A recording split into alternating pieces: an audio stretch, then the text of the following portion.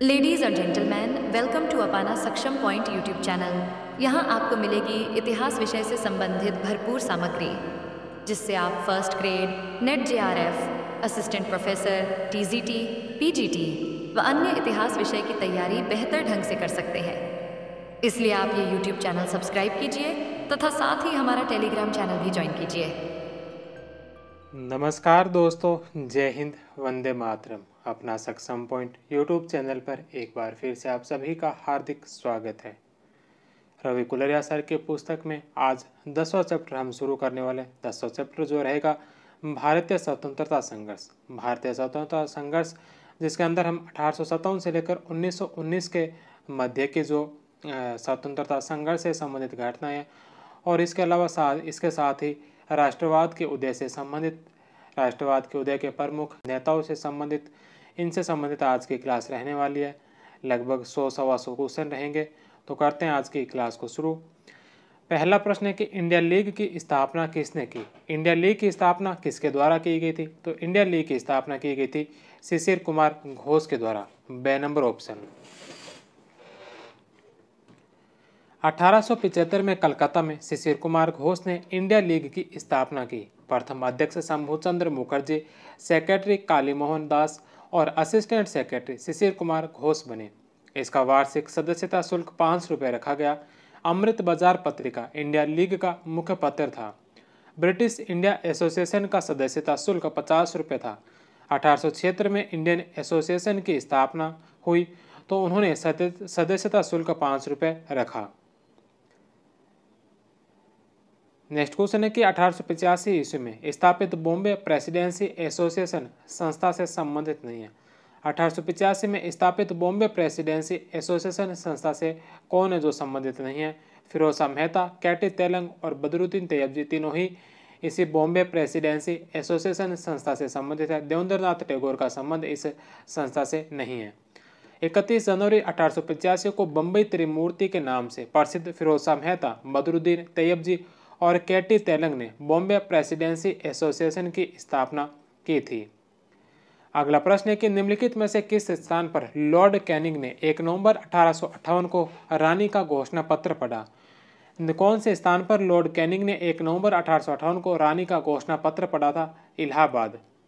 1 नवंबर 1858 को घोषणा से महारानी विक्टोरिया की घोषणा के अनुरूप भारतीय प्रशासन ब्रिटिश ताज के नियंत्रण में ले लिया गया, जबकि ब्रिटिश संसद ने पारित रॉयल टाइल्स एक्ट 1876 के तहत 1 जनवरी 1877 को महारानी विक्टोरिया को भारत की साम्राज्ञी घोषित किया गया। अगला प्रश्न है कि 19वीं शताब्दी के मध्य में भारतीय राष्ट्रवाद भ्रूणावस्था में था। 19वीं शताब्दी के मध्य में भारतीय राष्ट्रवाद भ्रूणावस्था में था, ऐसा मानने वाले इतिहासकार कौन थे? Doctor R.C. Majumdar, doctor S.N. Sen. A number option. Next question है कि निम्नलिखित में से कौन 1876 में बड़ौदा के दीवान नियुक्त किए गए, लेकिन रेजिडेंट के साथ मतभेदों के चलते 1 वर्ष बाद ही त्यागपत्र दे दिया? कौन थे जो बड़ौदा के दीवान नियुक्त किए गए थे 1876 में, लेकिन वहां के रेजिडेंट के साथ मतभेदों के चलते 1 वर्ष के बाद ही त्यागपत्र दे दिया था? तो यह थे दादा भाई Naoroji. 6 number option.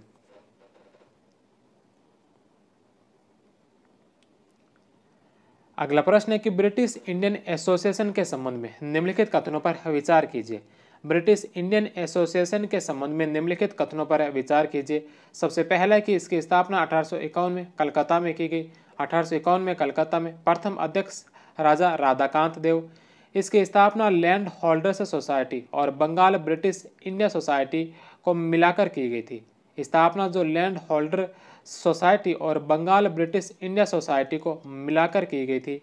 Hindu patriot इस संस्था का मुख्य पत्र था। हिंदू पैट्रियट जो इस संस्था का मुख्य पत्र था। तो चारों ही ऑप्शन है जो इसके सही होंगे। ब्रिटिश इंडियन एसोसिएशन जमींदारों के हितों का प्रतिनिधित्व करती थी। इस संस्था ने 1860 में अकाल पीड़ितों की सहायता की व आयकर बढ़ाने का विरोध किया। हेलीबेरी व्यवस्था को समाप्त करने व सिविल सेवा परीक्षा के भारत में आयोजन करने की मांग की गई थी। नेक्स्ट क्वेश्चन है कि निम्नलिखित कथनों पर विचार कीजिए। पहला है कि ब्रिटिश इंडियन एसोसिएशन के सदस्यों में अंग्रेज और भारतीय दोनों शामिल थे। ब्रिटिश इंडियन एसोसिएशन के सदस्यों के अंदर अंग्रेज और भारतीय दोनों ही सम्मिलित थे, तो पहला ऑप्शन इसका सही है। दूसरा है कि नेटिव प्रेस एसोसिएशन के पहले सचिव सुरेंद्रनाथ बनर्जी थे।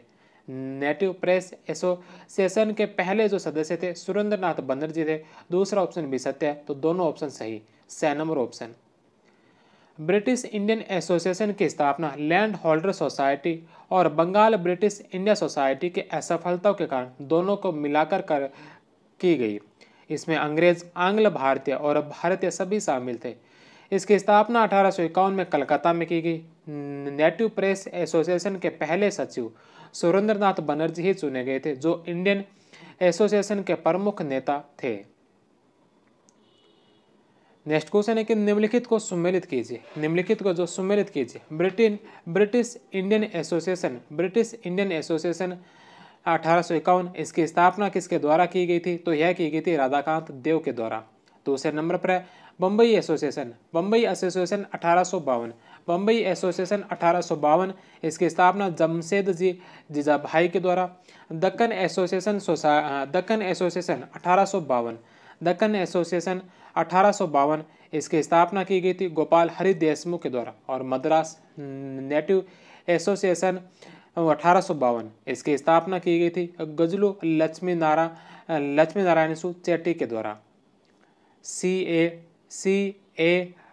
डी और B, the number option. British India society, इसकी स्थापना लंदन में 1839 में विलियम एडम ने की। विलियम एडम राम मोहन राय के मित्र थे। बंगाल ब्रिटिश इंडिया सोसाइटी की स्थापना 1843 में जॉर्ज थॉम्पसन ने कलकत्ता के अंदर की थी। ब्रिटिश इंडिया एसोसिएशन, इसकी स्थापना कलकत्ता में 1851 में राधाकांत देव के द्वारा की गई थी। इसके पहले अध्यक्ष राधाकांत देव, उपाध्यक्ष काली कृष्ण देव और सचिव देवेंद्रनाथ ठाकुर थे। एसोसिएशन की ओर से हिंदू पेट्रियाट अखबार शुरू किया गया, जिसके संपादक हरिश्चंद्र मुखर्जी थे। हिंदू पेट्रियाट और सोम प्रकाश में नील के किसानों की मांग को उठाया गया था। बम्बई एसोसिएशन, इसकी स्थापना अगस्त 1852 में जगन्नाथ शंकर सेठ, दादा भाई नौरोजी, फरदून जी, भाऊदाजी और अन्य ने की थी। यह बम्बई का पहला राजनीतिक संगठन था। बम्बई एसोसिएशन है जो बम्बई का पहला राजनीतिक संगठन था। दक्कन एसोसिएशन, इसकी स्थापना 1852 में पूना में की गई थी। यह ब्रिटिश इंडियन एसोसिएशन की एक शाखा के रूप में ही स्थापित की गई थी। मद्रास नेटिव एसोसिएशन, इसकी स्थापना 1852 में गुजलू लक्ष्मी नारायण चेट्टी ने की थी। यह ब्रिटिश इंडियन एसोसिएशन की एक शाखा के रूप में स्थापित की गई थी। इसके प्रमुख सदस्य CY मुदालियर और V रामानुजन थे। नेक्स्ट क्वेश्चन है कि निम्नलिखित संस्थाओं और उनके स्थापना वर्षों को सुमेलित कीजिए। निम्नलिखित संस्थाओं और उसके स्थापना वर्ष को सुमेलित कीजिए। ईस्ट इंडिया एसोसिएशन की स्थापना कब की गई थी? 1866 के अंदर। मद्रास महाजन सभा 1884 में। पूना सार्वजनिक सभा 1870 में और लंदन इंडिया सोसाइटी की स्थापना की गई थी 1865 में। BADC। नेक्स्ट क्वेश्चन है जुलाई 1876 में कलकत्ता में इंडियन एसोसिएशन की स्थापना किसके द्वारा की गई? जुलाई 1876 में कलकत्ता में इंडियन एसोसिएशन की स्थापना किसके द्वारा की गई थी? सुरेंद्रनाथ बनर्जी के द्वारा।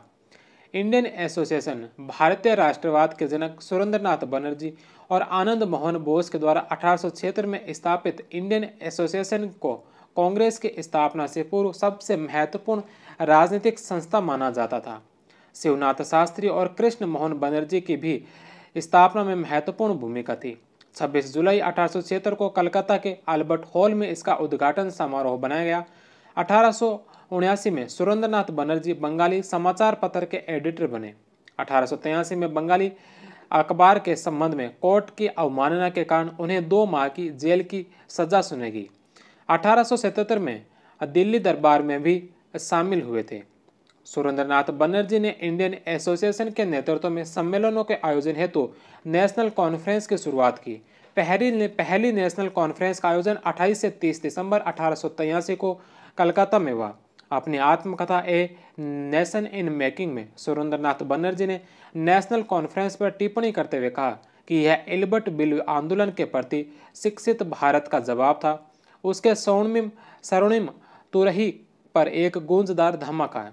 सम्मेलन के पहले दिन रामतनु लाहिड़ी ने अध्यक्षता की। सम्मेलन के पहले दिन जो रामतनु लाहिड़ी ने अध्यक्षता की थी। इस सम्मेलन में 2 अंग्रेज विल्फ्रेड ब्लंट और जॉन सोमेरकी ने भाग लिया था। ब्लंट ने इसे राष्ट्रीय संसद की स्थापना का प्रथम सोपान बताया। राष्ट्रीय संसद की स्थापना का प्रथम सोपान। दूसरी नेशनल कॉन्फ्रेंस का आयोजन 25 से 27 दिसंबर 1885 को कलकत्ता में हुआ। पहले दिन दुर्गाचरण लो ने अध्यक्षता की। प्रत्येक दिन अध्यक्ष बदलते थे। दूसरी नेशनल कॉन्फ्रेंस में इंडियन एसोसिएशन के अलावा ब्रिटिश इंडिया एसोसिएशन राधाकांत देव द्वारा स्थापित और सेंट्रल मोमडन एसोसिएशन अमीर अली द्वारा स्थापित ने भी भाग लिया था। दरभंगा के महाराज और बम्बई की तरफ से इंपीरियल लेजिस्लेटिव काउंसिल का सदस्य VN मोडलिक ने भी भाग लिया। 1886 में इंडियन एसोसिएशन व नेशनल कॉन्फ्रेंस का भारतीय राष्ट्रीय कांग्रेस में विलय कर दिया गया था। नेशनल इंडियन एसोसिएशन NIA नामक एक संस्था की स्थापना 1870 में मैरी कारपेंटर ने ब्रिस्टल के अंदर की थी। नेक्स्ट क्वेश्चन है कि 1886 में सुरेंद्रनाथ बनर्जी द्वारा कौन सा संगठन भारतीय राष्ट्रीय कांग्रेस में मिला दिया गया।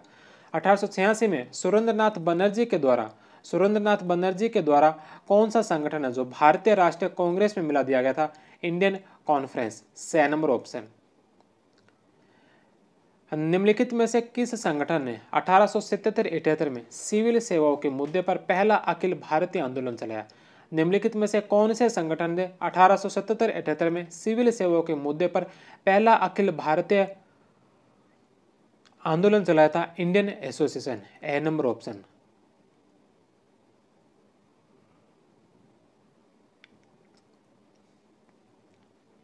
नेक्स्ट क्वेश्चन है कि निम्नलिखित में से किसने 1876 में नवयुवकों को सरकारी सेवा त्यागने की शपथ लेने के लिए प्रेरित किया। निम्नलिखित में से किसने जो 1876 में नवयुवकों को सरकारी सेवा त्यागने की शपथ लेने के लिए प्रेरित किया था। शिवनाथ शास्त्री ने। 1876 में ब्रह्म समाजी नेता शिवनाथ शास्त्री की प्रेरणा से युवकों के एक समूह को, जिसमें विपिन चंद्र पाल भी सम्मिलित थे, एक अनोखी शपथ लेने के लिए प्रेरित किया। वे सरकारी नौकरियों का बहिष्कार करेंगे और उन्होंने घोषणा की कि स्वशासन ही ईश्वर द्वारा निर्दिष्ट एकमात्र शासन है। नेक्स्ट क्वेश्चन है कि निम्नलिखित में से किस सिविल सेवक को अंग्रेजों ने 1874 में सेवा से बर्खास्त कर दिया था। कौन से सिविल सेवक को जो अंग्रेजों ने 1874 में सेवा से बर्खास्त कर दिया था। सुरेंद्रनाथ बनर्जी को। सुरेंद्रनाथ बनर्जी को 1874 में बर्खास्त किया गया। सत्येंद्र टैगोर या सत्येंद्र ठाकुर पहले आईसीएस बने थे 1863-64 के अंदर। नेक्स्ट क्वेश्चन है कि निम्नलिखित में से किस संस्था ने 1875 में हाउस ऑफ कॉमन्स में, निम्नलिखित में से कौन सी संस्था ने जो 1875 के अंदर हाउस ऑफ कॉमन्स में एक याचिका प्रस्तुत की। एक याचिका प्रस्तुत करते हुए ब्रिटिश संसद में भारत के प्रत्यक्ष प्रतिनिधित्व की मांग की थी। कौन सी संस्था जिसने जो 1875 में हाउस ऑफ कॉमन्स में एक याचिका प्रस्तुत करते हुए ब्रिटिश संसद में भारत के प्रत्यक्ष प्रतिनिधित्व की मांग की थी। पूना सार्वजनिक सभा ने। The number option. विभिन्न जातियों व वर्गों के 6000 लोगों द्वारा चुने गए 95 लोगों के एक सम्मेलन में 2 अप्रैल 1870 को पूना सार्वजनिक सभा की स्थापना हुई। इसके प्रमुख सदस्य गणेश वासुदेव जोशी, S.H. साठे, S.H. चिपलूणकर थे। अगले वर्ष एक अन्य महत्वपूर्ण सदस्य जस्टिस महादेव गोविंद रानाडे इससे जुड़े। 1875 में उक्त याचिका हाउस ऑफ कॉमन्स में प्रस्तुत की गई। 1876 में महारानी विक्टोरिया द्वारा केसर-ए-हिंद की पदवी धारण करने के उपरांत सभा की ओर से अभिनंदन पत्र भेजा गया और उसमें ब्रिटिश शासन की तारीफ की गई। 1867 में स्थापित पूना एसोसिएशन का विलय भी इसमें कर दिया गया था। नेक्स्ट क्वेश्चन है कि एल्बर्ट बिल के संबंध में निम्नलिखित कथनों पर विचार कीजिए। इनमें से बताना है कि कौन से कथन है जो सही है। सबसे पहला कि पीसी एल्बर्ट द्वारा लाए गए इस बिल के अनुसार भारतीय जिला मजिस्ट्रेट और सत्र न्यायाधीशों को दोषी यूरोप वासियों पर मुकदमे की सुनवाई का अधिकार देने का प्रस्ताव किया गया। एल्बर्ट बिल जो है इसके अंदर इस बिल के अनुसार भारतीय जिला मजिस्ट्रेट और सत्र न्यायाधीशों को दोषी यूरोप वासियों पर मुकदमे की सुनवाई का अधिकार देने का प्रस्ताव किया गया था। प्रेसिडेंसी नगरों के भारतीय जजों को यह अधिकार पहले से ही प्राप्त था। तो दोनों ही ऑप्शन इसके सही है, 6 नंबर ऑप्शन। बिल के विरोध में अंग्रेजों ने विद्रोह किया। बंगाल के लेफ्टिनेंट गवर्नर रिवर्स टॉमसन ने कहा कि कलम की एक जुम्बिश ने समता स्थापित करने के लिए इसमें नस्ली भेदों को अनदेखा कर दिया। रिपन ने 1882 में वर्नाकुलर प्रेस एक्ट रद्द कर दिया और अवांछित नस्लवादी रियायतों को खत्म करने के लिए आर्म्स एक्ट को संशोधित किया। मई 1882 में एक प्रस्ताव के द्वारा उदारवादी वायसराय ने भारत में स्थानीय स्वशासन के आरंभ की पेशकश की। यह सब इंडियन सिविल सर्विस और लंदन स्थित इंडियन काउंसिल के निरंतर विरोध के बावजूद हुआ, लेकिन उस समय तूफान टूट पड़ा जब उसकी काउंसिल के विधि सदस्य C.P. एल्बर्ट ने 2 फरवरी 1883 को एक विधेयक पेश किया जिसे कुख्यात एल्बर्ट बिल के नाम से जाना जाता है। उसमें मुफसिलों, छोटे कस्बों के भारतीय जिला मजिस्ट्रेटों और सत्र न्यायाधीशों को दोषी यूरोपवासियों पर मुकदमों की सुनवाई का अधिकार देने का प्रस्ताव किया गया, जो प्रेसिडेंसी नगरों में पहले से ही मौजूद था। अब आंग्ल भारतीय नस्लवाद का घृणित चेहरा इसके बाद कोरे विद्रोह व्हाइट म्यूटिनी के रूप में सामने आया, क्योंकि ब्रिटेन में जन्मे नागरिक एक देशी हिंदुस्तानी द्वारा मुकदमे की सुनवाई के विचार से कांप उठे थे। इस विधेयक का भयानक विरोध केवल गैर सरकारी आंग्ल भारतीय लोगों ने ही नहीं बल्कि ब्रिटिश अफसरों के एक बड़े भाग ने भी किया था। इसमें बंगाल का लेफ्टिनेंट गवर्नर रिवर्स टॉमसन भी शामिल था, जिसने कथित रूप से विधेयक की निंदा की। बंगाल की एक जुम्बिश से समता स्थापित करने के लिए इसमें नस्ली भेदों को अनदेखा नहीं किया जा सकता, क्योंकि वह तो महारानी विक्टोरिया के 1858 की घोषणा में ही किया गया था। रिपन दबाव के आगे झुक गया और बिल को वापस ले लिया गया। इसमें संशोधन करके 1884 में इसे पारित किया गया था। नेक्स्ट क्वेश्चन है कि एल्बर्ट बिल के संबंध में निम्नलिखित में से कौन से कथन सही है। एल्बर्ट बिल से संबंधित कौन से कथन सत्य है। यह बिल 1883 में आया था। इस समय वायसराय लॉर्ड रिपन थे। इसमें भारतीय जजों को भी यूरोपियों के मुकदमों की सुनवाई पर अधिकार दिया गया। इस बिल के अंदर भारतीय जजों को भी यूरोपियों पर मुकदमे की सुनवाई का अधिकार दिया गया। अंग्रेजों द्वारा किए गए इसके विरोध को श्वेत क्रांति कहा जाता है। चारों ही ऑप्शन इसके सही है। अगला प्रश्न है कि किस बिल का विरोध करने के लिए इसके विरोधियों ने यूरोपियन डिफेंस एसोसिएशन नामक संस्था का निर्माण किया। कौन से बिल का विरोध करने के लिए इसके विरोधियों ने यूरोपियन डिफेंस एसोसिएशन नामक संस्था का निर्माण किया, जिसके शाखाएं भारत के सभी महत्वपूर्ण केंद्रों में बनाई गई थी एल्बर्ट बिल के विरोध के लिए। The number option. Next question है लैंड होल्डर्स सोसाइटी के संबंध में निम्नलिखित में से कौन सा कथन सही नहीं है। लैंड होल्डर्स सोसाइटी के संबंध में निम्नलिखित में से कौन सा कथन है जो सही नहीं है। 1837 में जमींदार एसोसिएशन की स्थापना हुई। 1837 में जमींदार एसोसिएशन की स्थापना हुई थी, पहला ऑप्शन सही है। 1838 में इसका नाम लैंड होल्डर्स सोसाइटी कर दिया। जमींदार एसोसिएशन जिसकी स्थापना 1837 में हुई थी, इसी का नाम 1838 में लैंड होल्डर्स सोसाइटी कर दिया था। यह आधुनिक भारत की पहली राजनीतिक संस्था थी। द्वारकानाथ टैगोर इसके पहले भारतीय सचिव थे। इसके जो भारतीय सचिव थे वो थे प्रसन्न कुमार टैगोर। द्वारकानाथ टैगोर नहीं बल्कि प्रसन्न कुमार टैगोर थे। द नंबर ऑप्शन इसका गलत होगा। 1838 में कलकत्ता में द्वारकानाथ टैगोर ने लैंड होल्डर्स सोसाइटी की स्थापना की। इसके भारतीय सचिव प्रसन्न कुमार टैगोर थे। हालांकि इसकी तारीख विवादों से परे नहीं है। अधिकांश स्रोतों जैसे इग्नू BA MA की पुस्तक में इसकी स्थापना 1837 है, लेकिन अन्य स्रोतों में 1838 भी मानी गई है। उन्हीं में से एक महत्वपूर्ण सरकारी इतिहासकार SN सेन, इन्होंने भी 1838 लिखा है। लैंड होल्डर सोसाइटी भारत में प्रथम राजनीतिक संगठन माना जाता है, लेकिन कतिपय विद्वान 1836 में बंगाल में स्थापित बंग भाषा प्रकाशक सभा को भी यह दर्जा देते हैं। नेक्स्ट क्वेश्चन है कि निष्क्रिय प्रतिरोध के सिद्धांत का प्रतिपादन किसने किया? निष्क्रिय प्रतिरोध का सिद्धांत। निष्क्रिय प्रतिरोध के सिद्धांत का प्रतिपादन किसके द्वारा किया गया था? अरविंद घोष के द्वारा। The number option. Arvind Ghosh द्वारा 1906 में शुरू किया गया अंग्रेजी अखबार वंदे मातरम था। इसी में अप्रैल 1907 में निष्क्रिय प्रतिरोध का सिद्धांत डॉक्ट्रिन ऑफ पैसिव रेसिस्टेंस शीर्षक के अंतर्गत 7 लेख लिखे गए। इसमें शांतिपूर्ण आश्रमों और स्वदेशी व स्वावलंबन के आदर्श को अपर्याप्त बताकर उसकी खिल्ली उड़ाई गई। उन्होंने एक ऐसे कार्यक्रम की परिकल्पना की जिसमें अंग्रेजी वस्तु, सरकारी शिक्षा, न्याय एवं कार्यकारी प्रशासन के संगठित एवं निर्मम बहिष्कार की बात कही गई थी। 21 नवंबर 1906 की संध्या में भी ऐसी ही योजना की रूपरेखा दी गई। यदि चौकीदार सिपाही, डिप्टी मुंसिफ और बाबू सैनिक की तो बात ही क्या, सब अपनी अपनी नौकरियों से इस्तीफा दे दें तो देश में फिरंगियों का राज क्षण भर में समाप्त हो जाएगा।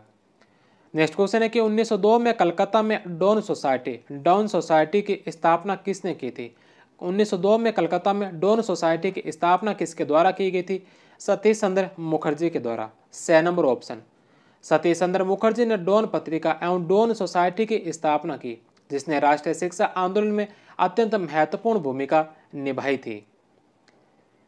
नेक्स्ट क्वेश्चन है कि निम्नलिखित में से किसने 1904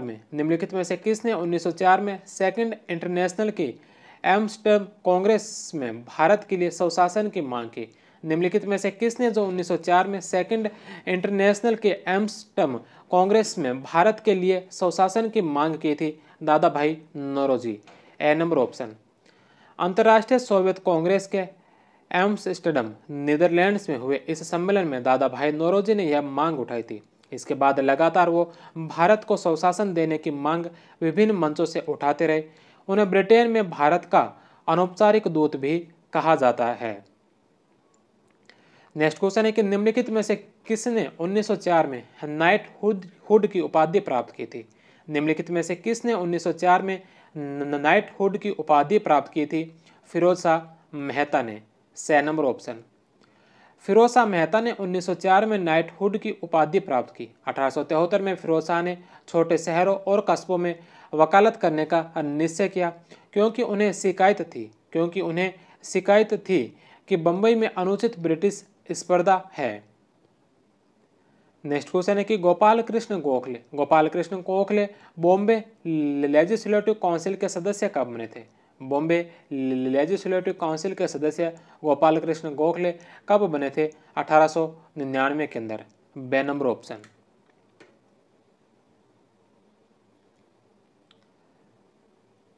गोपाल कृष्ण गोखले 1866 से 1915। गोखले उदारवादियों के उभरते सितारे थे। उन्होंने इंग्लैंड में वेलवी आयोग, जो 1895 से 93 का था, के समक्ष भारतीय वित्त के दुरुपयोग के बारे में साक्ष्य दिए। 1899 में बॉम्बे लेजिस्लेटिव काउंसिल और 1901 में इंपीरियल लेजिस्लेटिव काउंसिल के लिए चुने गए। राष्ट्रवाद और सामाजिक सुधार दोनों को बढ़ावा देने के लिए उन्होंने जून 1905 में सर्वेंट्स ऑफ इंडिया सोसाइटी का गठन किया, जबकि उसी वर्ष उन्होंने बनारस में भारतीय राष्ट्रीय कांग्रेस सत्र की अध्यक्षता की, जो ऐसा करने वाले सबसे कम उम्र के व्यक्ति थे। फिरोज शाह मेहता जो गोपाल कृष्ण गोखले से पूर्व इंपीरियल लेजिस्लेटिव काउंसिल के सदस्य रहे थे, 1904 में नाइटहुड की उपाधि प्राप्त की थी। नेक्स्ट क्वेश्चन है कि निम्नलिखित में से किसने council of secretary of the state for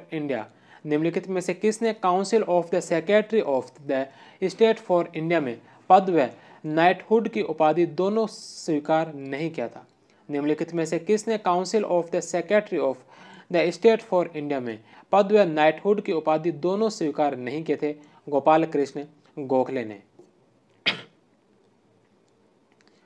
next question है कि निम्नलिखित में से 1896 में पुणे में दक्कन सभा की स्थापना से संबंधित है।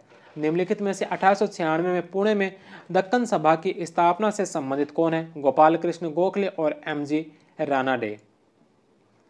नेक्स्ट क्वेश्चन है कि निम्नलिखित में से कौन एक नरमपंथी है? निम्नलिखित में से कौन है जो एक नरमपंथी है? Gopal Krishna Gokhale. D number option. सुमेलित करना है पंजाब टेनेसी एक्ट कब आया था? पंजाब टेनेसी एक्ट 1868 के अंदर।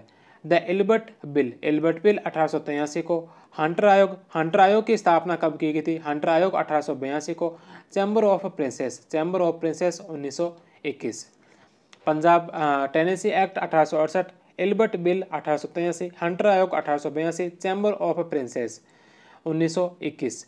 BADC ए नंबर ऑप्शन।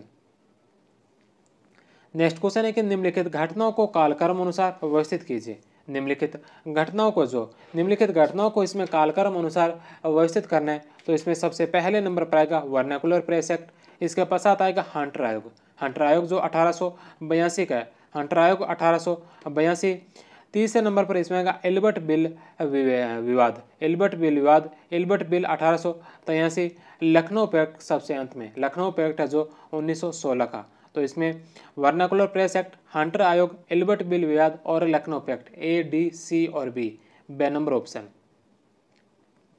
नेक्स्ट क्वेश्चन है कि मैं तो भारतीय नगाड़ा हूं जिसका काम सोते हुए को जगाना है। मैं तो भारतीय नगाड़ा हूं जिसका काम सोते हुए को जगाना है। वे अपनी मातृभूमि के लिए जागे और काम कर सके। किसका कथन है? एनी बेसेंट का, 6 नंबर ऑप्शन। नेक्स्ट क्वेश्चन है कि बंगाल के यूसुफजाई परगने के पबना में 1873 में एग्रेरियन लीग की स्थापना और पाबना विद्रोह का प्रमुख कारण क्या था? जमींदारों के अत्याचार के कारण पाबना विद्रोह किया गया। पाबना वर्तमान बांग्लादेश में स्थित है।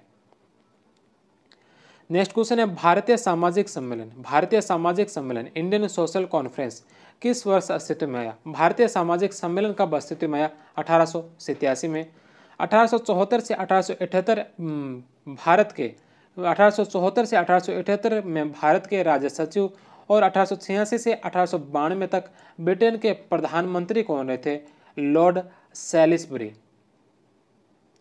नेक्स्ट क्वेश्चन है, 2 कथन दे रखे हैं, इनमें से बताना है कौन सा सही है। सबसे पहला है कि भारतीय प्रश्नों पर विवेचना के लिए दादा भाई नौरोजी ने 1866 में लंदन में ईस्ट इंडिया एसोसिएशन का गठन किया था। ईस्ट इंडिया एसोसिएशन का गठन 1886 में दादा भाई नौरोजी के द्वारा किया गया था। दूसरा कि वह ब्रिटिश जनमानस को प्रभावित करना चाहते थे। दोनों ही ऑप्शन इसके सही है और R जो A की सही व्याख्या करता है।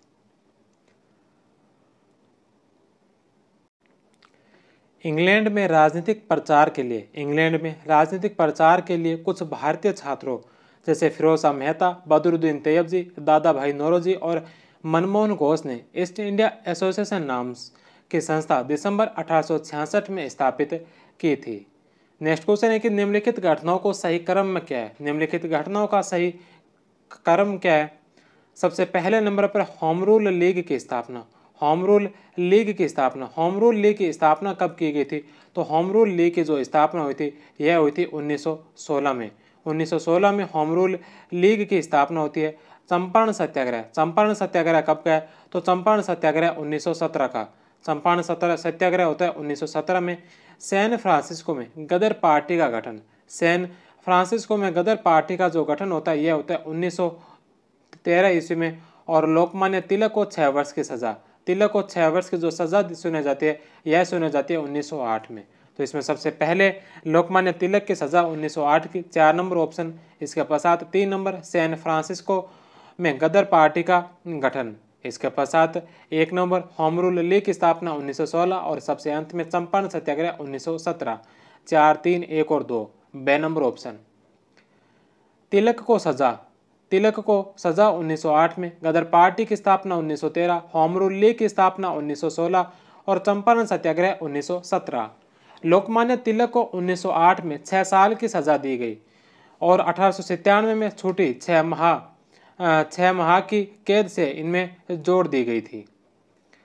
नेक्स्ट क्वेश्चन है कि किस ब्रिटिश गवर्नर ने 1859 ईस्वी में एक कार्यवाही सारांश में यह लिखा कि साम्राज्य को विभाजित करना प्राचीन रोमन ध्येय था और हमारा यही ध्येय होना चाहिए। कौन से ब्रिटिश गवर्नर ने 1859 में एक कार्यवाही सारांश में लिखा कि साम्राज्य को विभाजित करना प्राचीन रोमन ध्येय है और हमारा यही ध्येय होना चाहिए। तो यह बात किसने लिखी थी? यह लिखी थी लॉर्ड एल्फिंस्टन ने। ए नंबर ऑप्शन। नेक्स्ट क्वेश्चन है कि निम्नलिखित में से किसने गोपाल कृष्ण गोखले को व्यवहारिक, कर्मठ कार्यकर्ता और स्वप्नों का गूढ़ स्वप्न दृष्टा के गुणों का अनोखा संगम कहा? निम्नलिखित में से किसने जो गोपाल कृष्ण गोखले को व्यवहारिक, कर्मठ कार्यकर्ता और स्वप्नों का गूढ़ स्वप्न दृष्टा के गुणों का अनोखा संगम कहा था? सरोजिनी नायडू ने। ए नंबर ऑप्शन। नेक्स्ट क्वेश्चन है कि गवर्नर जनरल की कार्यकारी परिषद के पहले भारतीय सदस्य कौन थे? गवर्नर जनरल की कार्यकारी परिषद के पहले भारतीय सदस्य सर सत्येंद्र प्रसन्न सिन्हा। नेक्स्ट क्वेश्चन है कि वायसराय की कार्यकारी परिषद में विधि सदस्य के रूप में स्थान पाने वाले प्रथम भारतीय कौन थे? वायसराय की कार्यकारिणी परिषद में विधि सदस्य के रूप में स्थान पाने वाले प्रथम भारतीय सदस्य SP सिन्हा। नेक्स्ट क्वेश्चन है कि दादा भाई नौरोजी ने यूनिवर्सिटी कॉलेज लंदन में यूनिवर्सिटी कॉलेज में कौन से विषय में प्रोफेसर के रूप में कार्य किया था? कौन से विषय में प्रोफेसर के रूप में कार्य किया था? गुजराती में। से नंबर ऑप्शन। नेक्स्ट क्वेश्चन है कि भारत के विधायी इतिहास में प्रथम बहिष्कार आयोजन किसने किया था? भारत के विधायी इतिहास में प्रथम बहिष्कार आयोजन किसने किया था? GK पारेख ने। बे नंबर ऑप्शन। 1901 में बंबई विधानमंडल में किसानों के भूस्वामित्व के अधिकार को छीनने के लिए पेश किए गए बिल के विरोध में GK पारेख, बाल कृष्ण चंद्र, DA खरे और गोपाल कृष्ण गोखले ने वॉकआउट किया। फिरोज शाह मेहता बिल पास करने के लिए सरकार के पक्ष में थे। नेक्स्ट क्वेश्चन है कि निम्न में से किस आंदोलन ने जनता को जागरूक करने के लिए राजनीतिक एवं सरकार विरोधी साहित्य को एक प्रमुख माध्यम बनाया? निम्नलिखित में से किस आंदोलन ने जनता को जागरूक करने के लिए राजनीतिक एवं सरकार विरोधी साहित्य को एक प्रमुख माध्यम बनाया था? होम रूल आंदोलन। ए नंबर ऑप्शन। नेक्स्ट क्वेश्चन है कि निम्नलिखित संगठनों को उनकी स्थापना के क्रम में व्यवस्थित कीजिए। निम्नलिखित संगठन को उनकी स्थापना के क्रम में सबसे पहले नंबर पर ब्रिटिश इंडियन एसोसिएशन 1851 के अंदर। दूसरे नंबर पर पूना सार्वजनिक सभा 1870 में। तीसरे नंबर पर मद्रास महाजन सभा जिसकी स्थापना 1884 में की गई थी। और इंडियन एसोसिएशन की स्थापना 1876 में की गई। तो सबसे पहले ब्रिटिश इंडियन एसोसिएशन 1851, इसके पश्चात पूना सार्वजनिक सभा 1870, तीसरे नंबर पर इंडियन एसोसिएशन 1876 और सबसे अंत में मद्रास महाजन सभा 1884। 1, 2, 4, 3। ए नंबर ऑप्शन। नेक्स्ट क्वेश्चन है कि भारत की एक राष्ट्र के रूप में पहचान को दृश्य माध्यम से संबंध करने हेतु किस चित्रकार ने सर्वप्रथम भारत माता के चित्र की रचना की? भारत को एक राष्ट्र के रूप में पहचान को दृश्य माध्यम से संबंध करने के लिए कौन से चित्रकार ने सर्वप्रथम भारत माता के चित्र की रचना की थी? अवनींद्र नाथ ने। नेक्स्ट क्वेश्चन है कि निम्नलिखित में से कौन सा कथन असत्य है? निम्नलिखित में से कौन सा कथन है जो असत्य है? सबसे पहला कि 1882 में केसरी अखबार पर मानहानि का मुकदमा चला। 1882 में केसरी अखबार पर मानहानि का मुकदमा चला और तिलक को 4 माह की सजा सुनेगी। तो पहला ऑप्शन सही है। दूसरा कि 1895 में तिलक और उनके समूह के रानाडे और गोखले को पुनः सार्वजनिक सभा के नियंत्रण से हटा दिया गया। 1895 में तिलक और उनके समूह ने रानाडे और गोखले को पुनः सार्वजनिक सभा के नियंत्रण से हटा दिया था। तीसरा ऑप्शन है कि 1898 में मद्रास अधिवेशन में तिलक के समर्थकों द्वारा आत्म बलिदान की भावना को सराहने वाले प्रस्ताव नरमपंथियों ने विफल कर दिए थे। 1907 के लखनऊ अधिवेशन में बॉम्बे के गवर्नर स्नुअर्ट के प्रशासन की निंदा करने वाले प्रस्ताव को रखने के तिलक के प्रस्ताव को रोक दिया गया था। बॉम्बे के गवर्नर स्नुअर्ट के प्रशासन की निंदा करने वाले प्रस्ताव को रखने के लिए तिलक के प्रस्ताव को जो रोका गया था यह 1907 के लखनऊ अधिवेशन में नहीं बल्कि 1899 के अधिवेशन की घटना है। द नंबर ऑप्शन इसका गलत होगा। यह 1907 नहीं बल्कि 1899 की घटना है। बॉम्बे के गवर्नर सैंडर्स्ट के प्रशासन की निंदा करने वाले प्रस्ताव को रखने के लिए तिलक के प्रस्ताव को रोकने की घटना 1899 के लखनऊ अधिवेशन में हुई थी। 1907 का अधिवेशन सूरत में हुआ था, अतः ऑप्शन डी है जो इसका गलत होगा। नेक्स्ट क्वेश्चन है, लाठी कल्ब की स्थापना किसने की?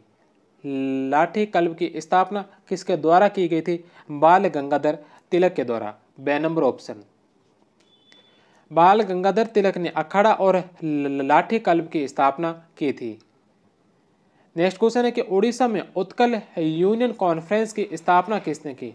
उड़ीसा में उत्कल यूनियन कॉन्फ्रेंस की स्थापना किसके द्वारा की गई थी? मधुसूदन दास के द्वारा। 1903 में मधुसूदन दास ने कटक उड़ीसा में उत्कल यूनियन कॉन्फ्रेंस उत्कल सम्मेलन की स्थापना की। 1904 में पूरी उड़ीसा में उत्कल यूनियन कॉन्फ्रेंस की स्थापना हुई थी। नेक्स्ट क्वेश्चन है कि 1911 में आम जनता के लिए जीवन यापन व कार्य की बेहतर स्थितियां उपलब्ध करवाने के लिए एन.एम. जोशी द्वारा स्थापित संस्था थी। 1911 में आम जनता के लिए जीवन यापन व कार्य की बेहतर स्थितियां उपलब्ध करवाने के लिए एन.एम. जोशी द्वारा स्थापित संस्था कौन सी थी? Social service league. The number option. 1905 में नए गठित प्रांत पूर्वी बंगाल और असम का प्रथम लेफ्टिनेंट गवर्नर कौन था? 1905 में नए गठित प्रांत पूर्वी बंगाल और असम का प्रथम लेफ्टिनेंट गवर्नर कौन था? Sir Joseph Bampfylde Fuller. D number option. Next question है कि 1904 में किसने कहा था? 1904 में किसने कहा था कि संयुक्त बंगाल एक शक्ति है? संयुक्त बंगाल एक शक्ति है, विभाजन बंगाल कई भिन्न रास्तों पर चलेगा। 1904 में किसने कहा कि संयुक्त बंगाल जो एक शक्ति है, विभाजन बंगाल कई भिन्न रास्तों पर चलेगा? यह कहा था हर्बर्ट रिस्ले ने। नेक्स्ट क्वेश्चन है कि बंगाल विभाजन से संबंधित घटनाओं को दी गई दिनांक से सुमेलित कीजिए। बंगाल विभाजन की कुछ घटनाएं दे रखी है, इनको सामने तिथिक्रम दे रखा है जिसे सुमेलित करना है। सबसे पहले नंबर पर बंगाल विभाजन की घोषणा की गई थी। बंगाल विभाजन की घोषणा कब की गई थी? तो बंगाल विभाजन की घोषणा की गई थी 19 जुलाई 1905 को। बंगाल विभाजन की जो घोषणा है 19 जुलाई 1905 को की गई थी। बहिष्कार प्रस्ताव पारित किया गया। बहिष्कार प्रस्ताव पारित कब हुआ था? 7 अगस्त 1905 को। बंगाल का विभाजन कब हुआ था? तो बंगाल का विभाजन हुआ था 16 अक्टूबर 1905 को। 16 अक्टूबर 1905 को जो बंगाल का विभाजन हुआ था। और डी नंबर ऑप्शन, बारिसाल सम्मेलन आयोजित हुआ। बारिसाल सम्मेलन कब आयोजित हुआ था?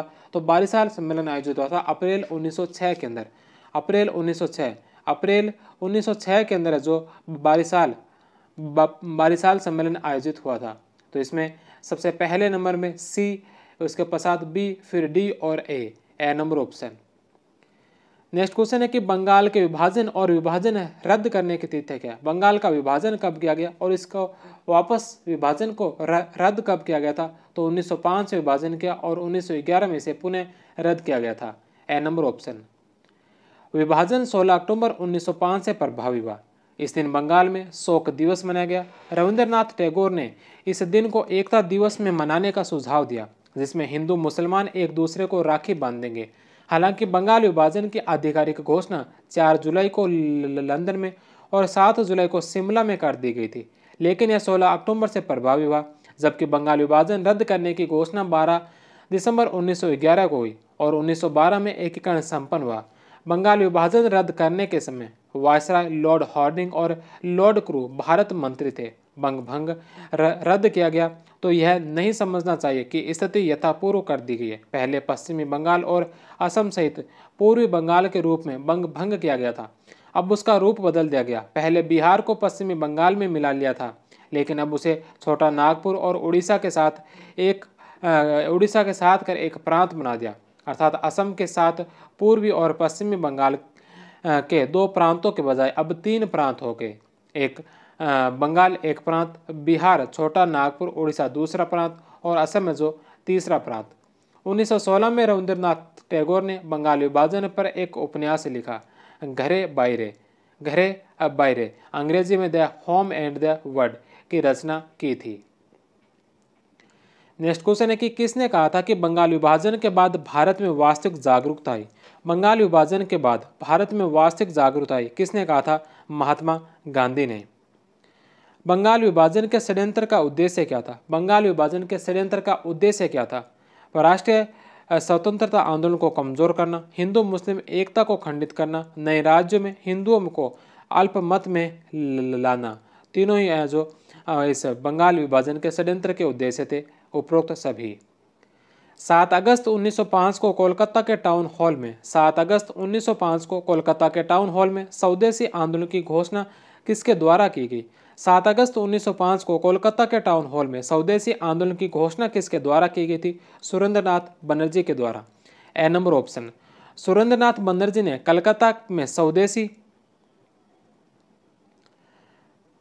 कलकत्ता में स्वदेशी आंदोलन की घोषणा की। कांग्रेस ने 1905 के बनारस अधिवेशन में स्वदेशी व बहिष्कार आंदोलन का प्रस्ताव पास किया। अंग्रेजी वस्तुओं का बहिष्कार सर्वप्रथम कृष्ण कुमार मित्र की साप्ताहिक पत्रिका संजीवनी के 13 जुलाई 1905 के अंक में सुझाया गया और 7 अगस्त को कलकत्ता टाउन हॉल में होने वाली बैठक में पर्याप्त संकोच के साथ सुरेंद्रनाथ बनर्जी जैसे सुस्थापित नेताओं ने इसे स्वीकार कर लिया। विभाजन के दिन 16 अक्टूबर को विभाजन के दिन भाईचारे के प्रतीक के रूप में रंग बिरंगी राखियों का आदान प्रदान हुआ और शोक के प्रतीक के रूप में चूल्हा नहीं जलाया गया। धरना देने वाले विद्यार्थियों को डराने के लिए अंग्रेजी सरकार ने कार्लाइल सर्कुलर 22 अक्टूबर को जो प्रकाशित हुआ था जैसे कदम उठाए। इसमें धमकी दी गई कि राष्ट्रवादी शिक्षा संस्थाओं को अनुदानों, छात्रवृत्तियों एवं विश्वविद्यालयों की संबद्धता से वंचित कर दिया जाएगा। इसके परिणाम स्वरूप सरकारी शिक्षा संस्थाओं के बहिष्कार व राष्ट्रीय विद्यालयों की स्थापना का आंदोलन उठ खड़ा हुआ। 9 नवंबर को सुबोध मालिक ने 1 लाख रुपए की बड़ी राशि का दान देकर इस आंदोलन को बड़ा प्रोत्साहन दिया। बहिष्कार का सुझाव सबसे पहले 3 जुलाई 1905 को कृष्ण कुमार मित्र के संजीवनी अखबार ने दिया, जिसे बाद में 7 अगस्त 1905 को टाउन हॉल की एक सभा में प्रमुख लोगों ने मान लिया था। इस खोज के बाद रविंद्रनाथ टैगोर तथा रामेंद्र सुंदर त्रिवेदी ने विभाजन के दिन को रक्षाबंधन भाईचारे के रूप में एक दूसरे की कलाई पर धागा बांधना तथा आराधन शोक के कारण घर पर चूल्हा न जलाने की प्रथा के रूप में हम मनाने का आह्वान किया था। नेक्स्ट क्वेश्चन है कि 15 अगस्त 1906 को स्थापित बंगाल नेशनल कॉलेज के पहले प्रिंसिपल के रूप में किसे नियुक्त किया गया? 15 अगस्त 1906 को स्थापित बंगाल नेशनल कॉलेज के पहले प्रिंसिपल के रूप में किसे नियुक्त किया गया था? अरविंदो घोष को। ब्रिटिश सरकार के द्वारा धरना दे रहे विद्यार्थियों के संस्थानों के अनुदान, छात्रवृत्तियों तथा मान्यता वापस लेने की धमकियों के कारण ऐसा 22 अक्टूबर 1905 के कुख्यात सर्कुलर द्वारा किया गया था, जिसे कार्लाइल बंगाल सरकार के प्रमुख सचिव द्वारा जारी किया गया था, जिसके कारण इसे कार्लाइल सर्कुलर भी कहते हैं। स्कूलों और कॉलेजों के बहिष्कार से स्वदेशी आंदोलन के नेताओं को बंगाल में समानांतर शिक्षा व्यवस्था चलाने को बाध्य होना पड़ा। इन्हीं प्रयत्नों के फलस्वरूप बंगाल टेक्निकल इंस्टीट्यूट की स्थापना हुई, जिसे 25 जुलाई 1906 को शुरू किया गया और जो बाद में college of engineering and technology में परिवर्तित हो गया और आज के जादवपुर विश्वविद्यालय का आधार बना। बंगाल नेशनल कॉलेज और स्कूल, जिसे 15 अगस्त 1906 को स्थापित किया गया था, जिसके प्रिंसिपल बने थे अरविंदो घोष, तथा जिले में विभिन्न राष्ट्रीय प्राइमरी स्कूलों एवं सेकेंडरी स्कूलों की स्थापना हुई थी। मार्च 1906 में national council of education NCE Bengal की स्थापना हुई थी। नेक्स्ट क्वेश्चन है कि 1895 में बंगाल में भागवत चतुष्पति नामक शैक्षणिक संस्थान की स्थापना किसने की? 1895 में बंगाल में भागवत चतुष्पति नामक शैक्षणिक संस्था की स्थापना किसने की थी? सतीश चंद्र मुखर्जी ने। प्रदर्शनियों और दुकानों के जरिए स्वदेशी मालों की बिक्री के प्रयास 1890 के दशक में से ही किए जाने लगे थे। बंगाल केमिकल का आरंभ 1893 में एक स्वदेशी उद्यम के रूप में हुआ तथा फिर 1901 में चीनी मिट्टी की वस्तुओं के उत्पादन के लिए एक और कारखाना खोला गया। सतीश चंद्र मुखर्जी के भागवत चतुष्पदी 1895 में, डॉन सोसाइटी 1902 से 7, ब्रह्म बांधव उपाध्याय के सारस्वत आयतन 1902 और रविंद्रनाथ टैगोर के शांति निकेतन आश्रम 1901 के साथ राष्ट्रीय शिक्षा के आंदोलन का भी आरंभ हो चुका था। नेक्स्ट क्वेश्चन है, कार्लाइल सर्कुलर के जवाब में किसने एंटी सर्कुलर सोसाइटी की स्थापना की थी? कार्लाइल सर्कुलर के जवाब में किसने जो एंटी सर्कुलर सोसाइटी की स्थापना की थी? सचिंद्र प्रसाद बोस ने। कार्लाइल सर्कुलर के जवाब में रिपन कॉलेज के छात्र नेता सचिंद्र प्रसाद बोस ने कलकत्ता में एंटी सर्कुलर सोसाइटी की स्थापना की। यह सोसाइटी अपने धर्मनिरपेक्षता के लिए प्रख्यात थी। यह एकमात्र ऐसी समिति थी जिसमें कई महत्वपूर्ण मुसलमान नेता थे, जैसे लियाकत हुसैन, अबुल हुसैन, दीदार बख्श और अब्दुल गफूर। नेक्स्ट क्वेश्चन है कि बंबई में स्वदेशी वस्तु प्राचरणी सभा 1905 की स्थापना किसके नेतृत्व में हुई थी? बाल गंगाधर तिलक के नेतृत्व में। स्वदेशी आंदोलन के लिए जनमत तैयार करने के लिए एक स्वयंसेवी संगठन स्वदेश बांधव समिति का गठन किया गया था। स्वदेशी आंदोलन के लिए जनमत संग्रह तैयार करने के लिए स्वयंसेवी संगठन स्वदेशी बांधव समिति का गठन किया गया था। किसके द्वारा? अश्विन कुमार दत्त के द्वारा। बारिसाल या बाकरगंज में स्थित अश्विनी कुमार दत्त की बांधव समिति ने अपनी प्रथम वार्षिक रिपोर्ट में 89 न्यायिक समितियों के माध्यम से 523 ग्रामीण विवादों का निपटारा करने का दावा किया था। नेक्स्ट क्वेश्चन है कि स्वदेशी आंदोलन के दौरान भवानी मंदिर नामक एक प्रचार पुस्तिका किसने प्रकाशित की थी? स्वदेशी आंदोलन के दौरान भवानी मंदिर नामक एक प्रचार पुस्तिका जो किसके द्वारा प्रकाशित की गई थी? अरविंदो घोष के द्वारा। अरविंदो घोष, बे नंबर ऑप्शन। अरविंदो घोष द्वारा 1905 में प्रकाशित भवानी मंदिर में संसार के आर्यीकरण की आवश्यकता की बात कही गई। यह बंकिम चंद्र के आनंद मठ से प्रेरित थी। इसमें एक लेख बारिंदर घोष ने भी लिखा। इसके अलावा एक प्रचार पुस्तिका थी मुक्ति कौन पाते। इसमें भारतीय सैनिकों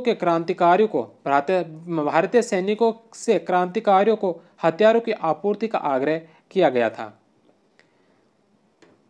नेक्स्ट क्वेश्चन है कि स्वदेशी आंदोलन का प्रसार मद्रास प्रेसिडेंसी में करने वाले प्रमुख व्यक्ति कौन थे? स्वदेशी आंदोलन का प्रसार मद्रास प्रेसिडेंसी में करने वाले प्रमुख व्यक्ति चिदंबरम पिल्ले। आंध्र क्षेत्र में स्वदेशी आंदोलन की गूंज कैसे सुनाई दी थी?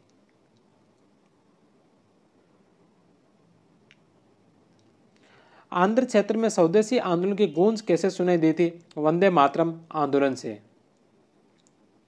नेक्स्ट क्वेश्चन है कि इनमें से कौन सा व्यक्ति स्वदेशी और बहिष्कार आंदोलन के दौरान अपने कार्य क्षेत्र से सम्मिलित नहीं है? इनमें से कौन सा व्यक्ति स्वदेशी और बहिष्कार आंदोलन के दौरान अपने कार्य क्षेत्र में सम्मिलित नहीं है? चिदंबरम पिल्ले। मद्रास में स्वदेशी आंदोलन का नेतृत्व किया था अजीत सिंह ने। पंजाब में अजीत सिंह ने इसका नेतृत्व किया था। सैयद हैदर रजा ने लाहौर और मुल्तान। सैयद हैदर रजा ने जो लाहौर और मुल्तान नहीं बल्कि सैयद हैदर रजा ने जो दिल्ली के अंदर इस स्वदेशी और बहिष्कार आंदोलन का नेतृत्व किया था, इसलिए 6 नंबर ऑप्शन गलत होगा। बाल गंगाधर तिलक ने बम्बई और पूना में किया। बाल गंगाधर तिलक ने बम्बई और पूना में इसका नेतृत्व किया था, तो इसमें ए, बे और द सही है। 6 नंबर इसका गलत होगा। दिल्ली के अंदर सैयद हैदर रजा, पंजाब में अजीत सिंह और लाला लाजपत राय, बम्बई और पूना में बाल गंगाधर तिलक, मद्रास में चिदंबरम पिल्ले, आंध्र प्रदेश में M Krishna Rao. Next question है कि स्वदेशी आंदोलन से संबंधित निम्नलिखित में से कौन से तथ्य सत्य नहीं है? स्वदेशी आंदोलन से संबंधित निम्नलिखित में से कौन से तथ्य जो सत्य नहीं है? सबसे पहला कि लाला लाजपत राय ने पंजाब में इस आंदोलन का नेतृत्व किया था। स्वदेशी आंदोलन का नेतृत्व पंजाब के अंदर जो लाला लाजपत राय के द्वारा और इनके साथ अजीत सिंह के द्वारा किया गया था। सैयद हैदर रजा ने दिल्ली में इसका नेतृत्व किया था। चिदंबरम पिल्ले ने मद्रास में इसका नेतृत्व किया। ढाका में नवाब सलीम उल्लाह ने इस आंदोलन का नेतृत्व किया था। तो नवाब सलीम उल्लाह का संबंध ढाका से अवश्य था, लेकिन ढाका में उन्होंने इस आंदोलन का नेतृत्व नहीं किया था, बल्कि वो बंगाल विभाजन के पक्ष में थे। और उसके पश्चात जो मुस्लिम लीग की स्थापना हुई थी, उस मुस्लिम लीग की स्थापना में नवाब सलीम उल्लाह का विशेष योगदान रहता है। इस स्वदेशी आंदोलन में इन्होंने भाग नहीं लिया था। 2 नंबर ऑप्शन इसका गलत होगा। नेक्स्ट क्वेश्चन है कि निम्नलिखित में से किस आंदोलन के दौरान प्रथम बार वंदे मातरम के नारे के रूप में अपनाया गया? पहली बार कौन से आंदोलन के दौरान वंदे मातरम को नारे के रूप में अपनाया गया था? स्वदेशी आंदोलन के दौरान। 7 अगस्त 1905 को कलकत्ता के टाउन हॉल में एक बैठक में बहिष्कार प्रस्ताव पारित किया गया। उम्मीद थी कि बहिष्कार आंदोलन भारत के अन्य हिस्सों में भी फैलेगा। 18 अक्टूबर 18 अक्टूबर सही तारीख 16 अक्टूबर, कुछ स्रोत में 18 गलत दर्ज है, को जब विभाजन कानूनी रूप से लागू होने वाला था तो पूरे बंगाल में उपवास का आयोजन किया गया। कलकत्ता में हड़ताल, बाजार बंद भी किए गए। बंकिम चंद्र का वंदे मातरम रातों रात बंगाल का राष्ट्रीय गीत बन गया। रविंद्रनाथ टैगोर ने अपने कुछ सबसे प्रेरक पुस्तकों के गीतों की रचना की, जिसमें आमार सोनार बांग्ला, अब बांग्लादेश का राष्ट्रगान है, सम्मिलित था, जिसने बंगाली बोली या समझी जाने वाली हर जगह विरोध को प्रेरित करने में मदद की थी। पहली बार भारतीय राष्ट्रवाद को एक जन आंदोलन को जन्म दिया था। नेक्स्ट क्वेश्चन है कि अरुंडेल कमेटी के संबंध में निम्नलिखित कथनों पर विचार कीजिए। अरुंडेल कमेटी के संबंध में जो निम्नलिखित कथनों पर विचार कीजिए। पहला कि इसका गठन लॉर्ड मिंटो द्वितीय के द्वारा 1906 में किया गया था। अरुंडेल कमेटी का जो गठन है यह लॉर्ड मिंटो द्वितीय ने 1906 में इसका किया था, तो यह सही है। दूसरा कि यह उच्च शिक्षा के ढांचे के सुधार के संबंध में राय देने हेतु गठित की गई थी। अरुंडेल समिति जो उच्च शिक्षा के ढांचे के सुधार में राय देने के लिए नहीं बल्कि राजनीतिक सुधारों के विषय में सलाह देने के लिए गठित की गई थी। अरुंडेल समिति जो राजनीतिक सुधारों के विषय में सलाह देने के लिए गठित की गई थी, इसलिए इसमें एक सही है और दो गलत है, केवल एक सही है, ए नंबर ऑप्शन। नेक्स्ट क्वेश्चन है कि बंगाल में 32 समिति 1905 की स्थापना किसने की। बंगाल में 32 समिति 1905 की स्थापना किसके द्वारा की गई। मनोरंजन गुहा ठाकुरता के द्वारा। नेक्स्ट क्वेश्चन है कि निम्नलिखित स्वतंत्रता सेनानियों में से किसने सर्वेंट्स ऑफ इंडिया सोसाइटी की स्थापना की। निम्नलिखित स्वतंत्रता सेनानियों में से किसने जो सर्वेंट्स ऑफ इंडिया सोसाइटी की स्थापना की थी। गोपाल कृष्ण गोखले ने, से नंबर ऑप्शन।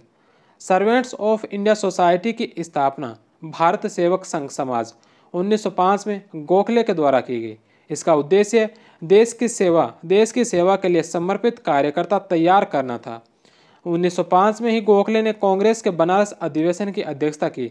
गांधी जी के राजनीतिक गुरु थे। नेक्स्ट क्वेश्चन है कि सर्वेंट्स ऑफ इंडिया सोसाइटी के संबंध में निम्नलिखित में से कौन सा कथन सही नहीं है। सर्वेंट्स ऑफ इंडिया सोसाइटी के बारे में कौन सा कथन है जो इसमें से सही नहीं है।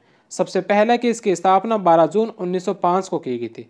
इसकी स्थापना 12 जून 1905 को पुणे में हुई थी। इसकी स्थापना बाल गंगाधर तिलक ने की थी। सर्वेंट्स ऑफ इंडिया सोसाइटी जो है इसकी स्थापना बाल गंगाधर तिलक ने नहीं बल्कि इसकी स्थापना की थी गोपाल कृष्ण गोखले ने। गोपाल कृष्ण गोखले के द्वारा जो इस सर्वेंट्स ऑफ इंडिया सोसाइटी की स्थापना 12 जून 1905 को पुणे के अंदर की गई थी। दूसरा ऑप्शन इसमें गलत होगा। इसकी स्थापना का उद्देश्य देश सेवा के लिए समर्पित कार्यकर्ता तैयार करना है। सोसाइटी द्वारा हितवाद, ज्ञान प्रकाश व सर्वेंट्स ऑफ इंडिया समाचार पत्रों का प्रबंध संबंध स्थापित किया गया था। द नंबर बी ऑप्शन इसका सही होगा। तो इसमें ए, से और द सही है, बे नंबर इसका गलत है।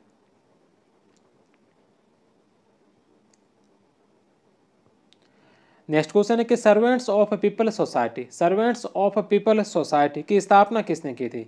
सर्वेंट्स ऑफ पीपल सोसाइटी की स्थापना किसके द्वारा की गई। लाला लाजपत राय के द्वारा। नेक्स्ट क्वेश्चन है कि सितंबर 1906 में अमेरिका में किस संस्था की स्थापना से सैमुअल लुकास जोशी का संबंध है। सितंबर 1906 में अमेरिका में कौन सी संस्था की स्थापना से सैमुअल लुकास जोशी का संबंध है। Pan Aryan association, D number option. सितंबर 1906 में न्यूयॉर्क अमेरिका में सैमुअल लुकास जोशी और मोहम्मद बरकतुल्लाह ने पेन आयरन एसोसिएशन की स्थापना की। 11 फरवरी 1907 को न्यूयॉर्क के मराठा वॉशिंगटन होटल न्यूयॉर्क में इसका पहला सम्मेलन हुआ, जिसकी अध्यक्षता A.S. डुलिन के द्वारा की गई थी। नेक्स्ट क्वेश्चन है कि निम्नलिखित में से किन दो भारतीयों को 1907 में भारतीय राज्य सचिव की परिषद का सदस्य चुना गया। कौन से दो भारतीयों को जो 1907 के अंदर भारतीय राज्य सचिव की परिषद का सदस्य चुना गया था। तो यह चुना गया था एक के.जी. गुप्ता को और दूसरे थे सैयद हुसैन बिलग्रामी को।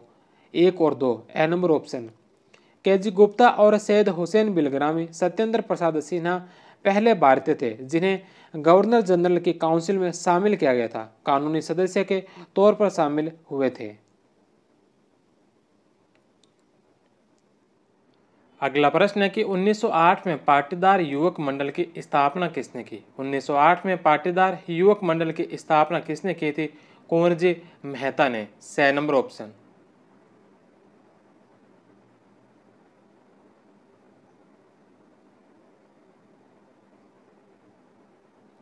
1907 में फिरोज शाह मेहता कांग्रेस अधिवेशन का स्थान नागपुर से हटाकर नरमदल के गढ़ सूरत में लाने में सफल हुए। तथापि स्थिति की कुछ पेचीदगियां मेहता बंधुओं कुंवर जी और कल्याण जी के उदाहरण से स्पष्ट होती है। ये दोनों धनी गुजराती किसान थे। इन्होंने सूरत के कांग्रेस अधिवेशन में भाग लिया था और लाल बाल पाल की तिकड़ी से अत्यंत प्रभावित हुए। इन्होंने पाटीदार युवक मंडल की स्थापना करके संगठनात्मक कार्य आरंभ कर दिया, जिसकी चरम परिणति हुई 1920 के दशक में बारदोली किसान आंदोलन में। नेक्स्ट क्वेश्चन है कि 1909 में पंजाब हिंदू सभा की स्थापना किसने की? 1909 के अंदर पंजाब हिंदू सभा की स्थापना किसके द्वारा की गई थी? UN मुखर्जी और लाल चंद के द्वारा। 6 नंबर ऑप्शन। नेक्स्ट क्वेश्चन है कि 1910 में प्रकाशित अपनी पुस्तक इंडियन अनरेस्ट 1910 में प्रकाशित अपनी पुस्तक इंडियन अनरेस्ट में ब्रिटिश पत्रकार वैलेंटाइन सिरोल ने किसे भारतीय अशांति का जनक कहा था? भारतीय अशांति का जनक वैलेंटाइन सिरोल ने किसे कहा था? बाल गंगाधर तिलक को। नेक्स्ट क्वेश्चन है कि मुंबई के बेताज बादशाह के रूप में कौन प्रसिद्ध है? मुंबई के बेताज बादशाह के रूप में कौन प्रसिद्ध है? फिरोज शाह मेहता। मुंबई का बेताज बादशाह फिरोज शाह मेहता, बंगाल का बेताज बादशाह सुरेंद्रनाथ बनर्जी, भारत का बेताज बादशाह बाल गंगाधर तिलक। नेक्स्ट क्वेश्चन है कि भारत में पश्चिमीकरण का विरोध करने के लिए इन चरमपंथियों में से किसने गणेश और शिवाजी उत्सव शुरू किए? भारत में पश्चिमीकरण का विरोध करने के लिए इन चरमपंथियों में से किसने जो गणेश और शिवाजी उत्सव शुरू किए थे? बाल गंगाधर तिलक ने। गणपति उत्सव 1894 में और शिवाजी उत्सव 1896 में शुरू किया था। नेक्स्ट क्वेश्चन है कि हिंदू महासभा का प्रथम बार 1915 में कहाँ गठन किया गया? हिंदू महासभा का 1915 में गठन कहाँ किया गया था? तो यह किया गया था हरिद्वार में। 1915 में हरिद्वार के कुंभ मेले में पंडित मदन मोहन मालवीय के द्वारा। नेक्स्ट क्वेश्चन है कि कांग्रेस के दो कद्दावर उदारवादी नेता जिनकी वर्ष 1915 में मृत्यु हो गई थी। 1915 में मृत्यु किसकी हुई थी? तो 1915 में एक तो मृत्यु हुई थी गोपाल कृष्ण गोखले की और दूसरी मृत्यु हुई थी फिरोज शाह मेहता की। ए नंबर ऑप्शन। 1915 में गोपाल कृष्ण गोखले और फिरोज शाह की, 1917 में दादा भाई नौरोजी की, 1936 में दीनजा एडुल्ची वाचा की। नेक्स्ट क्वेश्चन है कि निम्नलिखित संस्थाओं और उनके संस्थापकों में से कौन सा सुमेलित नहीं है? निम्नलिखित संस्था और उनके संस्थापकों में से कौन सा जो सुमेलित नहीं है? सबसे पहले नंबर पर नेशनल लिबरल फेडरेशन, इसके संस्थापक थे तेज बहादुर सप्रू और MR जयकर, तो पहला ऑप्शन सही है। दूसरा जमायत उल उलेमा ए हिंद के संस्थापक है मौलाना महमूदुल हसन या शेख उल हिंद, तो दूसरा ऑप्शन भी इसका सही है।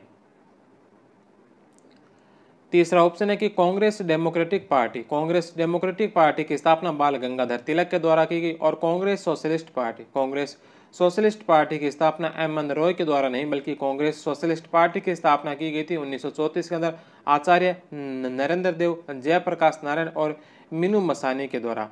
MN रॉय जो इसके अंदर सम्मिलित नहीं थे। द नंबर ऑप्शन इसका गलत होगा। कांग्रेस डेमोक्रेटिक पार्टी 1920 के अंदर बाल Gangadhar Tilak, national liberation federation 1921 में MR जयकर और तेज बहादुर सप्रू के द्वारा स्थापित किया गया था।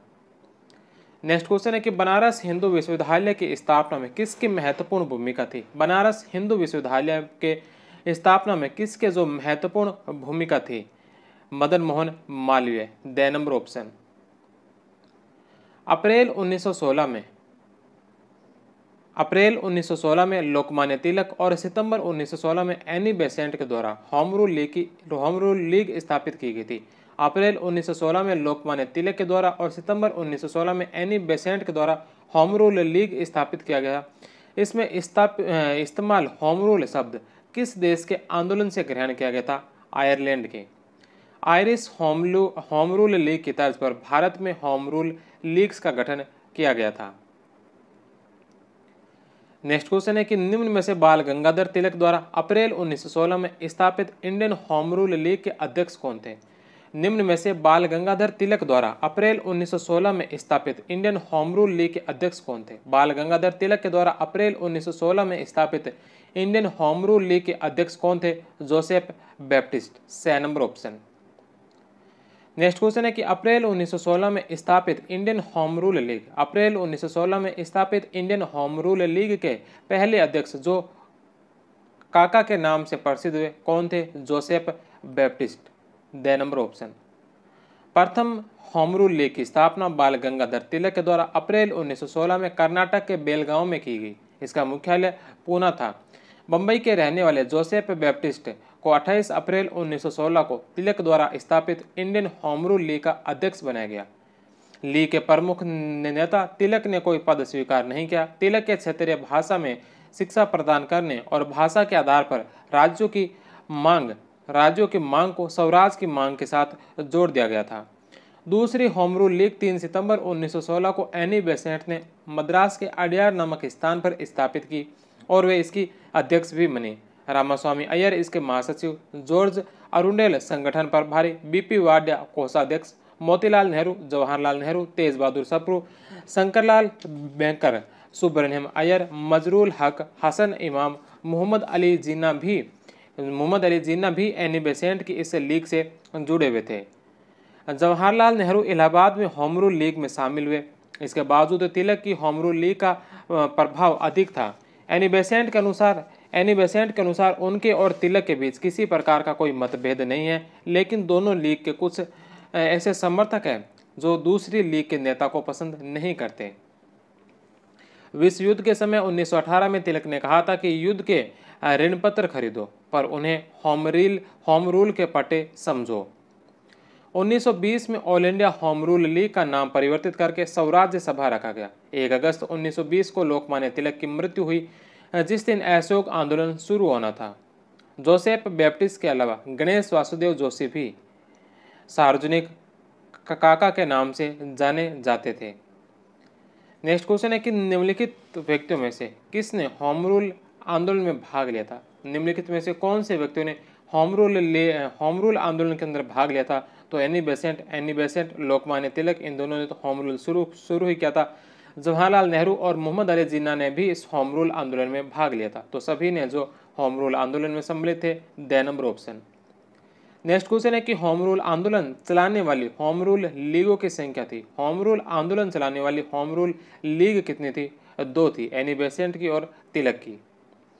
नेक्स्ट क्वेश्चन है कि एनी बेसेंट की होम रूल लीग से जुड़े एक नेता जो बाद में त्रावणकोर में दीवान बन गए। एनी बेसेंट की होम रूल से जुड़े एक नेता जो बाद में त्रावणकोर में दीवान बन गए थे कौन थे? CP Ramaswamy Aiyar. Annie Besant द्वारा स्थापित होम रूल लीग में वे स्वयं शुरुआत में अध्यक्ष बने। जॉर्ज अरुंडेल को सचिव, सीपी रामास्वामी अय्यर को महासचिव, बीपी वाडिया को कोषाध्यक्ष। अय्यर बाद में त्रावणकोर राज्य में एक रूढ़िवादी एवं निरंकुश दीवान बने। एनी बेसेंट ने इससे पहले मद्रास स्टैंडर्ड अखबार को खरीदकर न्यू इंडिया के नाम से प्रकाशित किया। उसके बाद कॉमनवेल्थ नामक अखबार शुरू किया। 1917 के अंत में एनी बेसेंट ने एकाएक पलटा खाया जब मोंटेग्यू ने उत्तरदायी सरकार का वादा किया, जिसने रातों रात बेसेंट को लगभग राजभक्त बना दिया था। नेक्स्ट क्वेश्चन है निष्क्रिय प्रतिरोध की चरमपंथी पद्धति में शामिल नहीं था। निष्क्रिय प्रतिरोध की चरमपंथी में शामिल नहीं था। इसमें सम्मिलित कौन नहीं था? सरकार के साथ सहयोग करने से इनकार। निष्क्रिय प्रतिरोध के चरमपंथी में सरकार के साथ सहयोग करने से इनकार, सरकार को याचिका भेजना इसके अंदर सम्मिलित नहीं था। इसके अलावा सरकारी सेवा, अदालतों, स्कूलों और कॉलेजों का बहिष्कार। सरकारी सेवा का, अदालतों का, स्कूलों और कॉलेजों का बहिष्कार, ये भी सही है। जमींदारों को लगान देने से मना करना, जमींदारों को लगान देने से मना करना इस पद्धति के अंदर सम्मिलित नहीं था। तो इसमें 2 और 4 2 नंबर ऑप्शन। नेक्स्ट क्वेश्चन है कि निम्नलिखित में से कौन फरवरी 1918 में स्थापित यूपी किसान सभा की स्थापना से जुड़ा था? निम्न में से कौन है जो 1918 में स्थापित यूपी किसान सभा से जुड़ा था? Indra Narayan Dwivedi. 6 number option. Next question है कि भारतीय राष्ट्रीय आंदोलन के उदारवादी चरण, भारतीय राष्ट्रीय आंदोलन के उदारवादी चरण 1885 से 1905। भारतीय राष्ट्रीय आंदोलन का उदारवादी चरण जो 1885 से 1905 तक का था के संबंध में निम्न कथन पढ़िए और इनमें से बताएं कि कौन कौन सा कथन है जो सही कथन है। सबसे पहला कि आधुनिक यूरोप की समृद्ध लोकतांत्रिक एवं वैज्ञानिक संस्कृति का समर्थन किया था। आधुनिक यूरोप की समृद्ध लोकतांत्रिक एवं वैज्ञानिक संस्कृति का समर्थन किया था। इस उदारवादी चरण ने ब्रिटिश साम्राज्यवाद के आर्थिक पहलू की कड़ी आलोचना की थी। ब्रिटिश साम्राज्यवाद के आर्थिक पहलू की इस उदारवादी चरण के नेताओं ने कड़ी आलोचना की थी। तो इसमें दोनों ही कथन है जो सही होंगे, 6 नंबर ऑप्शन। नेक्स्ट क्वेश्चन है कि मुस्लिम आंग्ल प्राच्य कॉलेज के उन प्राचार्य का क्या नाम था। मुस्लिम आंग्ल प्राच्य कॉलेज के उन प्राचार्य का क्या नाम था जिन्होंने मुस्लिमों को अपनी एक पृथक संस्था बनाने के लिए भड़काया था। मुस्लिम आंग्ल प्राच्य कॉलेज के उन प्राचार्य का क्या नाम था जिन्होंने मुसलमानों को अपनी एक पृथक संस्था बनाने के लिए भड़काया था। Theodore Beck. Mohammedan Anglo oriental college का प्राचार्य रहे थियोडोर बेक ने मुसलमानों को हिंदुओं, कांग्रेस और राष्ट्रीय आंदोलन से दूर रहने को कहा और अपनी पृथक संस्था बनाने के लिए भड़काया। 1888 के अंदर थियोडोर बेक ने इंडियन पैट्रियोटिक एसोसिएशन की स्थापना की थी। नेक्स्ट क्वेश्चन है सुमेलित कीजिए। यहाँ पर कुछ संगठन दे रखे और उनके संस्थापकों के नाम दे रखे। CR दास का संबंध कौन से संगठन से था? तो CR दास स्वराज पार्टी। दूसरे नंबर पर SN बनर्जी इंडियन एसोसिएशन की स्थापना की थी जिसका बाद में कांग्रेस के अंदर विलय कर दिया था। A.J. फजलुल हक कृषक प्रजा पार्टी के संस्थापक थे और गोपाल कृष्ण गोखले ने पूना सार्वजनिक सभा की स्थापना की थी। CR Das Swaraj party, SN Banerjee Indian association, A.K. Fazlul Haq Krishak प्रजा पार्टी और गोपाल कृष्ण गोखले पूना सार्वजनिक सभा, D, C, A और B, 2 नंबर ऑप्शन। निम्नलिखित में से कौन कौन सी नरम दल की मांगे थी? नरम दल की मांगे कौन कौन सी थी इनमें से? तो इसकी जो मांगे थी, भारत और इंग्लैंड में ICS के लिए एक साथ परीक्षा, भारत और इंग्लैंड के अंदर ICS के लिए एक साथ परीक्षा की मांग की गई थी। न्यायपालिका को कार्यपालिका से अलग रखने की मांग की थी। सशस्त्र अधिनियम को रद्द करने की बात की थी। सैन्य व्यय में वृद्धि नहीं बल्कि सैन्य व्यय में कमी की बात की गई थी उदारवादियों के द्वारा, नरम दल के नेताओं के द्वारा। तो 4 नंबर ऑप्शन इसका गलत होगा। सेना के कमीशन प्राप्त पदों पर भारतीयों की नियुक्ति, सेना के कमीशन प्राप्त पदों पर भारतीयों की नियुक्ति की मांग भी की गई थी। 1, 2, 3 और 5, A number option. Next question है कि निम्नलिखित में से किसकी खोज 1857 में ब्रिटिश सेना के कप्तान जेम्स फॉर्सिथ ने की थी? निम्नलिखित में से किसकी खोज है जो 1857 में ब्रिटिश सेना के कप्तान जेम्स फॉर्सिथ ने की थी और वह भारत के मध्य प्रांत में ब्रिटिश सैनिकों के लिए हिल स्टेशन और आरोग्यशाला बन गया था? निम्नलिखित में से किसकी खोज 1857 में ब्रिटिश सेना के कप्तान जेम्स फॉर्सिथ ने की थी और वह भारत के मध्य प्रांत में ब्रिटिश सैनिकों के लिए हिल स्टेशन और आरोग्यशाला बन गया था? Pachmarhi, A number option. Next question है लिबरल पार्टी के टिकट पर हाउस ऑफ कॉमन्स के सदस्य बनने वाले पहले भारतीय। लिबरल पार्टी के टिकट पर हाउस ऑफ कॉमन्स के सदस्य बनने वाले पहले भारतीय और grand old man of India के रूप में किसे जाना जाता है? दादा भाई नौरोजी। दादा भाई नौरोजी को grand old man of India कहा जाता है। इन्हें इंडियन ग्लैडस्टोन भी कहा जाता है। हालांकि कुछ अन्य शख्सियतों को भी इंडियन ग्लैडस्टोन कहा जाता है जैसे सुरेंद्रनाथ बनर्जी, गोपाल कृष्ण गोखले। गौरतलब है कि विलियम ग्लैडस्टोन लिबरल पार्टी के नेता और ब्रिटिश प्रधानमंत्री थे। नेक्स्ट क्वेश्चन है श्रीनिवास शास्त्री, G.K. देवधर, N.M. जोशी और हृदयनाथ कुंजरू किस संस्था से संबंधित थे? श्रीनिवास शास्त्री, G.K. देवधर, N.M. जोशी और हृदयनाथ कुंजरू किस संस्था से संबंधित है? भारत सेवक समाज, A number option. Next question है करजन कीचनर का वर्ष। करजन कीचनर का वर्ष 1904-5 का विवाद निम्नलिखित में से किससे संबंधित था? करजन कीचनर का वर्ष 1904-5 का विवाद निम्नलिखित में से किससे संबंधित था? वायसराय की परिषद में सैनिक सदस्य का पद समाप्त करने से, B नंबर ऑप्शन। अगस्त 1905 में जब कर्जन ने त्यागपत्र दिया तो एक बहुत छोटी सी बात को लेकर वायसराय की कार्यपालिका में मिलिट्री सप्लाई मेंबर की हैसियत और चुनाव को लेकर किचनर से उसकी झड़प हो गई। छोटी छोटी बातों को लेकर उलझ पड़ने की कर्जन की आदत का एक अन्य उदाहरण है उनका इस बात पर बल देना कि भारतीय राजाओं को विदेश जाने के लिए आज्ञा प्राप्त करनी थी। बड़ौदा के गायकवाड़ जो पहले आरसी दत्त को अपने यहाँ नौकरी देकर वायसराय को नाराज कर चुके थे, आज्ञा लिए बिना ही विदेश चले गए। अंततः वायसराय को ही झुकना पड़ा। नेक्स्ट क्वेश्चन है, लॉर्ड कर्जन द्वारा किए गए बंगाल विभाजन को किसने रद्द किया? लॉर्ड कर्जन के द्वारा किए गए बंगाल विभाजन को किसने रद्द किया था? लॉर्ड हार्डिंग ने। बे नंबर ऑप्शन। नेक्स्ट क्वेश्चन है, मुस्लिम लीग के संदर्भ में निम्नलिखित में से कौन सा कथन सही नहीं है? मुस्लिम लीग के संदर्भ में कौन सा कथन है जो इसमें से सही नहीं है? मुस्लिम लीग के बारे में कौन सा कथन गलत है? सबसे पहला कि इसका गठन 30 दिसंबर 1906 को किया गया था। मुस्लिम लीग का गठन 30 दिसंबर 1906 को। मुस्लिम लीग का उद्देश्य ब्रिटिश सरकार के प्रति भारतीय मुसलमानों में स्वामी भक्ति की भावना को बढ़ावा देना था। मुस्लिम लीग का उद्देश्य जो ब्रिटिश सरकार के प्रति भारतीय मुसलमानों में स्वामी भक्ति की भावना को बढ़ावा देना था। मुस्लिम लीग का उद्देश्य भारतीय मुसलमानों के राजनीतिक एवं अन्य अधिकारों का संरक्षण था। भारतीय मुसलमानों के राजनीतिक एवं अन्य अधिकारों का संरक्षण था।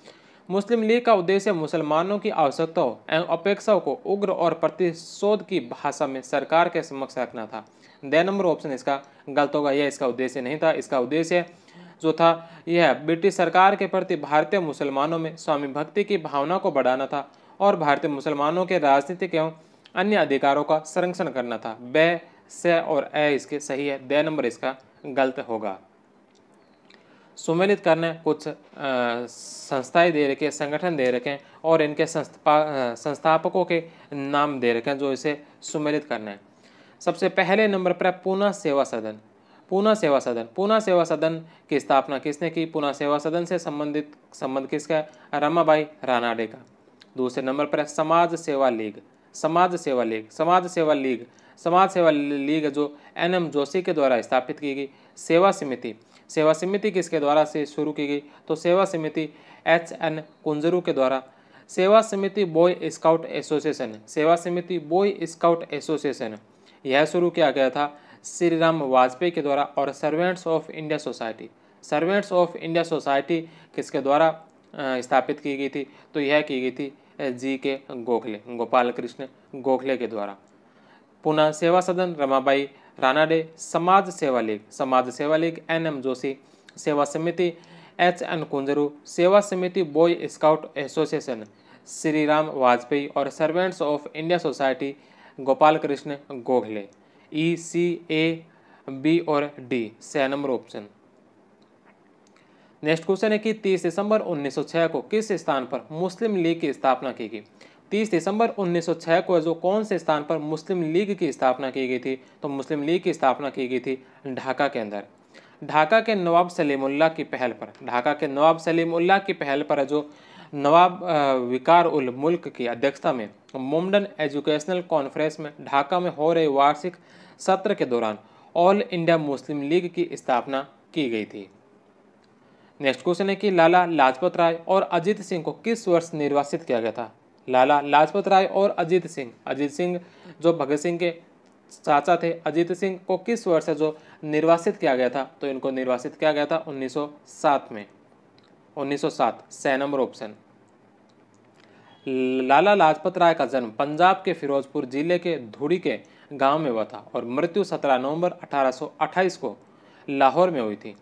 वे दयानंद सरस्वती से प्रभावित थे। कांग्रेस पार्टी में शामिल और पंजाब में सरकार विरोधी आंदोलनों में भाग लेने के कारण लाला लाजपत राय और सरदार अजीत सिंह भगत सिंह के चाचा को 1907 में 6 माह के लिए मांडले जेल वर्मा भेज दिया था।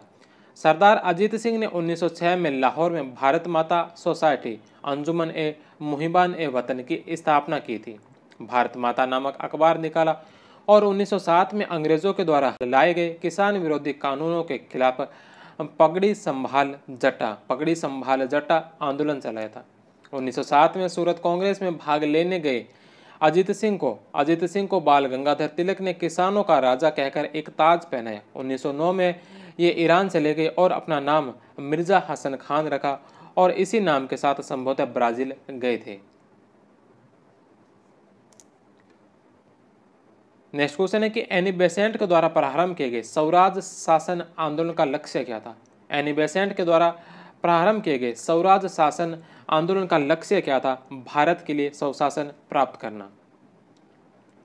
नेक्स्ट क्वेश्चन है स्वराज मेरा जन्मसिद्ध अधिकार है। स्वराज मेरा जन्मसिद्ध अधिकार है, यह घोषणा बाल गंगाधर तिलक ने कब की थी। 1916 के अंदर। मांडले जेल में तिलक किस दौरान रहे थे। 1908 से 1914। रोम नोट के विषय में निम्नलिखित में से कौन सा कथन है जो सत्य है। रोम नोट के बारे में कौन सा कथन सत्य है। तो यह 1919 में महाराजा गंगा सिंह द्वारा भारतीय समस्याओं पर लिखित आलेख था।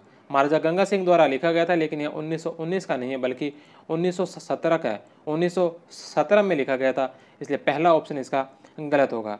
दूसरा केस में महाराजा ने भारत को स्वराज्य प्रदान करने हेतु नरेशों की एक परिषद के निर्माण का सुझाव दिया था। महाराजा गंगा सिंह ने भारत को स्वराज्य प्रदान करने हेतु नरेशों की एक परिषद के निर्माण का सुझाव दिया था। दूसरा ऑप्शन सत्य है। तीसरा कि रोम नोट महाराजा द्वारा इंग्लैंड से भारत आते समय रोम में भारत सचिव को भेजा गया था। इंग्लैंड से भारत वापस आते समय रोम से भारत सचिव को भेजा गया था। सी नंबर ऑप्शन भी सत्य है, तो बी और सी इसके सही होंगे। ए नंबर इसका गलत है। नेक्स्ट क्वेश्चन है, नीचे दो वक्तव्य दिए गए, इनमें से बताना है कि कौन कौन से सही है। सबसे पहला कि 20 अगस्त 1917 को मोंटेग्यू ने घोषणा की। 20 अगस्त 1917 को मोंटेग्यू ने घोषणा की कि भारत में उत्तरदायी सरकार का क्रमिक विकास करना ब्रिटिश उद्देश्य है। 20 अगस्त 1917 को मोंटेग्यू ने घोषणा की कि भारत में उत्तरदायी सरकार का क्रमिक विकास करना ब्रिटिश उद्देश्य है, तो पहला ऑप्शन सत्य है। दूसरा कि मोंटेग्यू घोषणा होम रूल आंदोलन व प्रथम विश्व युद्ध का संचयी परिणाम था। मोंटेग्यू घोषणा होम रूल आंदोलन व प्रथम विश्व युद्ध का संचयी परिणाम था। आर भी इसका सत्य है, तो ए और आर दोनों सत्य है और आर ए की सही व्याख्या करता है। नेक्स्ट क्वेश्चन है कि अभी तक फले फूले राष्ट्रों में प्राचीन हिंदू सबसे महान राष्ट्र था। अभी तक फले फूले राष्ट्रों में प्राचीन हिंदू सबसे महान राष्ट्र था, किसका कथन है। हरविलास शारदा का। राधा कुमुद मुखर्जी ने अपने पुस्तक फंडामेंटल यूनिटी ऑफ इंडिया 1914 और दूसरी पुस्तकों में बहुत मशहूर तरीके से अपने विचारों को सामने रखा कि भारत महान था और प्राचीन काल से ही एक था। उनके मुताबिक शुरुआती समय से ही एक भौगोलिक एकता की भावना मौजूद थी और यहाँ तक कि राष्ट्रवाद का विचार पहले से ही भारत में मौजूद था। हरविलास शारदा ने अपनी किताब हिंदू सुपीरियरिटी में 1906 के अंदर जो प्रकाशित हुई थी, में घोषित किया कि अभी तक फले फूले राष्ट्रों में प्राचीन हिंदू सबसे महान राष्ट्र था। लाला लाजपत राय 1865 से 1928 ने अपनी यंग इंडिया जो 1916 में प्रकाशित की थी, यंग इंडिया में इस बात पर जोर दिया कि बुनियादी तौर पर भारत पिछले 2000 साल से एक राष्ट्र है। अपने हिंदू पॉलिटी 1924 में केपी जायसवाल ने कहा कि आधुनिक ब्रिटेन के लोग जिन चीज़ों के होने का दावा करते हैं, भारतीयों के पास वह सब था। बड़ा साम्राज्य, स्थायी और कामयाब गणतंत्र, प्रतिनिधि मूलक चुनी हुई संस्थाएं, मजबूत संसदें, एक संवैधानिक राजतंत्र और कार्यकारी अधिकारियों के ऊपर कानून की श्रेष्ठता। सुभाष चंद्र बोस ने अपनी किताब इंडियन स्ट्रगल में कहा कि अंतहीन विविधताओं के बाद भी भारत बुनियादी एकता का मालिक है। नेक्स्ट क्वेश्चन है कि राष्ट्रवाद मात्र एक राजनीतिक कार्यक्रम नहीं है। राष्ट्रवाद मात्र एक राजनीतिक कार्यक्रम नहीं है, यह एक धर्म है जिसे ईश्वर ने दिया है। राष्ट्रवाद मात्र एक राजनीतिक कार्यक्रम नहीं है, यह एक धर्म है जिसे ईश्वर ने दिया है। राष्ट्रवाद एक पंथ है जिसमें आपको रहना है। राष्ट्रवाद को दबाया नहीं जा सकता। राष्ट्रवाद अमर है, यह नष्ट नहीं हो सकता। यह किसका कथन है। राष्ट्रवाद मात्र एक राजनीतिक कार्यक्रम नहीं है, यह एक धर्म है जिसे ईश्वर ने दिया है। राष्ट्रवाद एक पंथ है जिसमें आपको रहना है। राष्ट्रवाद को दबाया नहीं जा सकता। राष्ट्रवाद अमर है, यह नष्ट नहीं हो सकता। यह बात कही थी अरविंद घोष ने। 6 नंबर ऑप्शन। नेक्स्ट क्वेश्चन है कि वह पहला व्यक्ति कौन था जिसने स्वदेशी आंदोलन की विचारधारा की वकालत की। वह पहला व्यक्ति कौन था जिसने स्वदेशी आंदोलन की विचारधारा की वकालत की थी। भोलानाथ चंद्र।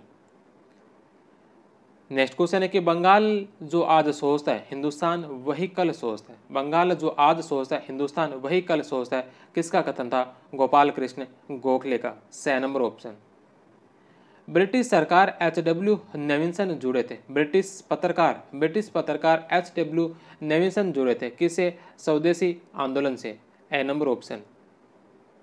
ब्रिटिश पत्रकार और मानवाधिकारी नेविंसन स्वदेशी आंदोलन से जुड़े थे। इन्होंने सूरत कांग्रेस अधिवेशन में भी भाग लिया। स्वदेशी आंदोलन का सर्वाधिक प्रभाव बंगाल व उसके बाद महाराष्ट्र में था। इसमें स्त्रियों ने भी सक्रिय भागीदारी की, किंतु उग्र नेताओं के हिंदू अतीत पर जोर देने के कारण मुसलमानों ने सीमित भागीदारी की। किसानों का भी इस आंदोलन में विशेष योगदान नहीं था। नेक्स्ट क्वेश्चन है कि 1906 में मिंटो से शिमला में मिले मुसलमानों के शिष्टमंडल ने प्रार्थना की थी। 1906 में मिंटो से शिमला में मिले मुसलमानों के शिष्टमंडल ने प्रार्थना की थी। किस चीज़ के लिए? मुसलमानों के लिए पृथक निर्वाचक वर्ग के लिए। ए नंबर ऑप्शन।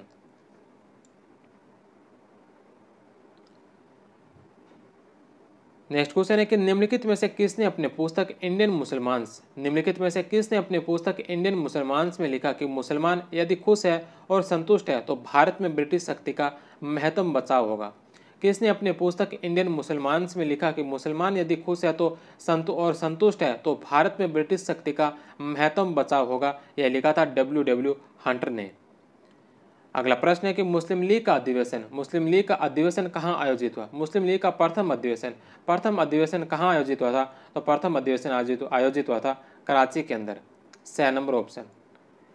29-30 दिसंबर 1907 को कराची में सर आदमजी पीर भाई की अध्यक्षता में मुस्लिम लीग का प्रथम अधिवेशन आयोजित हुआ। इसमें लीग के नियम विनियम बनाने के लिए एक कमेटी गठित की गई। दूसरा अधिवेशन दिसंबर 1908 में अमृतसर में हुआ, जिसकी अध्यक्षता अली इमाम ने की। 1908 में सुल्तान मोहम्मद शाह आगा खान को मुस्लिम लीग का स्थायी अध्यक्ष बना दिया गया। हालांकि वार्षिक अधिवेशनों के अध्यक्ष अलग होते थे और अमीर अली की अध्यक्षता में मुस्लिम की लंदन शाखा की स्थापना की गई। 1912 में सलीमुल्लाह की अध्यक्षता में कलकत्ता में हुए लीग के अधिवेशन में विजिटर्स के रूप में सरोजनी नायडू और विष्णु नारायण धर भी शामिल हुए थे। नेक्स्ट क्वेश्चन, बिहार में अलग प्रांत के लिए आंदोलन जिसके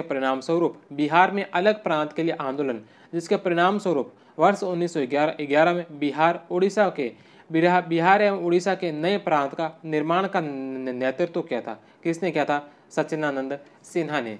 ए नंबर ऑप्शन है जो इसका राइट होगा। तो ये थे इस चैप्टर के 117 क्वेश्चन। अब इस चैप्टर के पश्चात इसी चैप्टर से संबंधित महत्वपूर्ण घटनाओं से संबंधित एक सारणी, भारतीय स्वतंत्रता संघर्ष से संबंधित महत्वपूर्ण घटनाएं कौन कौन सी है? भारतीय स्वतंत्रता संघर्ष 1857 से 19 से संबंधित महत्वपूर्ण घटनाएं। 1836 में बंग भाषा प्रकाशक सभा की स्थापना हुई थी कलकत्ता के अंदर। 1838 के अंदर लैंड होल्डर सोसाइटी की स्थापना की गई थी द्वारकानाथ टैगोर के द्वारा। 1839 में ब्रिटिश इंडियन सोसाइटी की स्थापना की गई थी विलियम एडम के द्वारा। 1843 में बंगाल ब्रिटिश इंडिया सोसाइटी की स्थापना जॉर्ज थॉमसन के द्वारा कलकत्ता में। 31 अक्टूबर 1851 को ब्रिटिश इंडियन एसोसिएशन, इसकी स्थापना लैंड होल्डर समिति व बंगाल ब्रिटिश इंडिया सोसाइटी का विलय कर दिया गया, जिसके प्रथम अध्यक्ष राधाकांत देव थे। 26 फरवरी 1882 को मद्रास नेटिव एसोसिएशन गुजलू लक्ष्मीनारायण चेट्टी के द्वारा स्थापित। 26 अगस्त 1852 को बॉम्बे एसोसिएशन जगन्नाथ शंकर सेठ, दादा भाई नौरोजी और नौरोजी फरदून जी के द्वारा स्थापित। 1862 में लंदन इंडियन कमेटी की स्थापना की गई थी सी पुरुषोत्तम मुदालियर के द्वारा। 24 मार्च 1865 को लंदन इंडिया सोसाइटी की स्थापना दादा भाई नौरोजी के द्वारा की गई। 1 दिसंबर 1886 को ईस्ट इंडिया एसोसिएशन की स्थापना भी दादा भाई नौरोजी के द्वारा ही की गई थी। 1867 के अंदर हिंदू मेला शुरू किया गया नवगोपाल मित्र और राजनारायण बसु के द्वारा। 2 अप्रैल 1870 को पुनः सार्वजनिक सभा की स्थापना की गई, जिसके अंदर संस्थापक सदस्य थे H.S. Sathe, H.S. Chiplunkar, G.V. Joshi और M.G. रानाडे।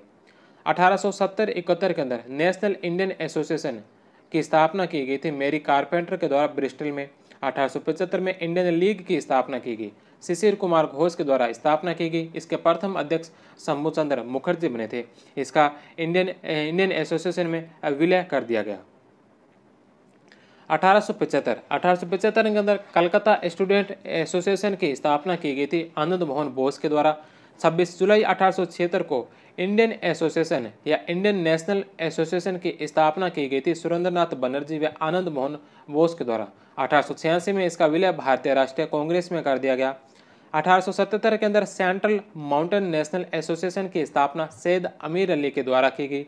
1877 में लाला लाजपत राय लाहौर आर्य समाज से जुड़े थे। 2 फरवरी 1883 को एल्बर्ट बिल पेश किया गया। 1883 में मोमडन सिविल सर्विस एसोसिएशन फंड की स्थापना की गई सैयद अहमद खान के द्वारा। 16 मई 1884 को मद्रास महाजन सभा की स्थापना सुब्रह्मण्यम अय्यर, पी आनंद चार्लू और वी राघवाचार्य के द्वारा। 31 जनवरी 1885 को बॉम्बे प्रेसिडेंसी एसोसिएशन की स्थापना की गई बदरुद्दीन तैयबजी, केटी तेलंग, फिरोज शाह मेहता और काशीनाथ त्र्यंबक के द्वारा। 28 दिसंबर 1885 को भारतीय राष्ट्रीय कांग्रेस की स्थापना। इसके संस्थापक एलन ऑक्टेवियन ह्यूम थे। स्थान गोकुलदास तेजपाल संस्कृत कॉलेज मुंबई। प्रथम अध्यक्ष व्योमेश चंद्र बनर्जी, सचिव A.O. ह्यूम। 1885 में ही बॉम्बे प्रेसिडेंसी एसोसिएशन की स्थापना की गई फिरोज शाह मेहता, बदरुद्दीन तैयबजी और केटी तेलंग के द्वारा। 1887 में भारतीय सुधार समिति की स्थापना दादा भाई नौरोजी के द्वारा। 1887 में ही भारतीय या राष्ट्रीय सामाजिक सम्मेलन किया गया जो M.G. रानाडे और रघुनाथ राव के द्वारा गया। प्रथम सम्मेलन मद्रास में हुआ। 1888 के अंदर यूनाइटेड इंडियन पैट्रियटिक एसोसिएशन की स्थापना की गई जिसे राजभक्त संघ भी कहा गया सैयद अहमद खां और राजा शिव प्रसाद सिंह के द्वारा। 1889 के अंदर British committee of Indian national Congress की स्थापना की गई जिसके चेयरमैन थे विलियम वेडनबर्ग और इसके सचिव थे विलियम डिगबी। 1893 में मोमडन एग्लो ओरिएंटल डिफेंस एसोसिएशन की स्थापना की गई सैयद अहमद खान के द्वारा। 1896 में दक्कन सभा की स्थापना की गई गोपाल कृष्ण गोखले और M.G. रानाडे के द्वारा। 1899 के अंदर गोपाल कृष्ण गोखले बॉम्बे लेजिस्लेटिव काउंसिल के सदस्य बने थे। 1901 के अंदर जो Gopal Krishna Gokhale imperial legislative council के सदस्य बने। 1901 में ही रविंद्रनाथ टैगोर के द्वारा शांति निकेतन की स्थापना की गई। 1902 के अंदर डॉन सोसाइटी की स्थापना सतीश चंद्र मुखर्जी के द्वारा। 19 जुलाई 1905 को बंगाल विभाजन की घोषणा की गई। 7 अगस्त 1905 को बहिष्कार प्रस्ताव पारित किया गया। बंग भंग विरोधी आंदोलन या जिसे स्वदेशी आंदोलन भी कहा गया की औपचारिक घोषणा हुई। 16 अक्टूबर 1905 को विभाजन लागू हुआ। इसी दिन को शोक दिवस के रूप में मनाया गया। 22 अक्टूबर 1905 को कार्लाइल सर्कुलर जारी हुआ। आंदोलन में शामिल शिक्षण संस्थाओं को संबद्धता से वंचित करने की धमकी दी गई थी। 1905 में बाल गंगाधर तिलक ने स्वदेशी वस्तु प्राचीनी सभा की स्थापना की। 1905 में servants of India society Gopal Krishna Gokhale के द्वारा स्थापित की गई। 1906 में राष्ट्रीय शिक्षा परिषद बंगाल की स्थापना की गई। 15 अगस्त 1906 को बंगाल नेशनल कॉलेज की स्थापना की जिसके प्रिंसिपल अरविंदो घोष को बनाया गया। 30 दिसंबर 1906 को मुस्लिम लीग की स्थापना ढाका के अंदर की गई। 1906 में ही अरुंडेल कमेटी का गठन किया गया। 1906 में अजीत सिंह ने भारत माता सोसाइटी अंजुमन मुहबान वतन की स्थापना की थी। 1907 के अंदर राजद्रोहात्मक सभा अधिनियम लागू किया गया, the prevention of seditious meeting act. 1907 में Indian society of oriental art स्थापित किया अभिनंद्रनाथ टैगोर के द्वारा। 1908 में लंदन में मुस्लिम लीग की शाखा की स्थापना की गई सैयद अमीर अली के नेतृत्व में। 1908 में लोकमान्य तिलक को देशद्रोह के मुकदमे में 6 वर्ष का कारावास दिया गया। 21 दिसंबर 1909 को जो नासिक षड्यंत्र केस चला जिसमें अनंत लक्ष्मण कहानारे द्वारा AMT जैक्सन की हत्या कर दी गई थी। 1909 में पंजाब हिंदू सभा की स्थापना UN मुखर्जी और लालचंद के द्वारा। 1910 में इंडियन प्रेस एक्ट पारित हुआ। 12 दिसंबर 1911 को दिल्ली दरबार का आयोजन जिसमें बंगाल का विभाजन रद्द करने की घोषणा की गई। 1911 में सोशल सर्विस लीग की स्थापना। 1911 में ही राजद्रोह सभा निवारण अधिनियम पारित किया गया, द सोडिस मीटिंग एक्ट 10 ऑफ 1911। 12 दिसंबर 1911 को भारत की राजधानी कलकत्ता से दिल्ली स्थानांतरित करने की घोषणा की गई। अप्रैल 1916 को home rule league Belgaum Karnataka में लोकमान्य तिलक के द्वारा 3 सितंबर 1916 को होम रूल लीग की स्थापना हुई थी। एनी बेसेंट के होम रूल लीग की स्थापना जो मद्रास के अड्यार में हुई थी। 1916 में लखनऊ पैक्ट आया। कांग्रेस और मुस्लिम लीग के मध्य समझौता हुआ। 1916 से 22 है जो इंडियन नेशनल कांग्रेस और मुस्लिम लीग के बीच मतैक्य का काल था। अक्टूबर 1917 Indian home rule league of USA की स्थापना लाला लाजपत राय के द्वारा न्यूयॉर्क के अंदर। 1918 में लाला लाजपत राय ने यंग इंडिया शुरू किया। Indian home rule league of USA का मुखपत्र था। 1920 में कांग्रेस डेमोक्रेटिक पार्टी बाल गंगाधर तिलक की कांग्रेस डेमोक्रेटिक पार्टी इसी वर्ष 1 अगस्त को इनका निधन हो गया था। और 1921 के अंदर नेशनल कॉलेज लाहौर के अंदर नेशनल कॉलेज की स्थापना लाहौर के अंदर लाला लाजपत राय के द्वारा, और 1921 में ही सर्वेंट्स ऑफ पीपल सोसाइटी की स्थापना लाहौर के अंदर ही लाला लाजपत राय के द्वारा की गई। तो ये थे 1857 से लेकर 1919 तक के भारतीय स्वतंत्रता संघर्ष से संबंधित महत्वपूर्ण प्रश्नोत्तर और उससे संबंधित महत्वपूर्ण घटना। इसके पश्चात कल 11वें नंबर चैप्टर देखेंगे। 11वें नंबर चैप्टर रहेगा क्रांतिकारी आंदोलन का। क्रांतिकारी आंदोलन से संबंधित जो 11वें नंबर चैप्टर रहेगा। तो मिलते हैं कल की क्लास में, तब तक आप सभी का बहुत बहुत धन्यवाद।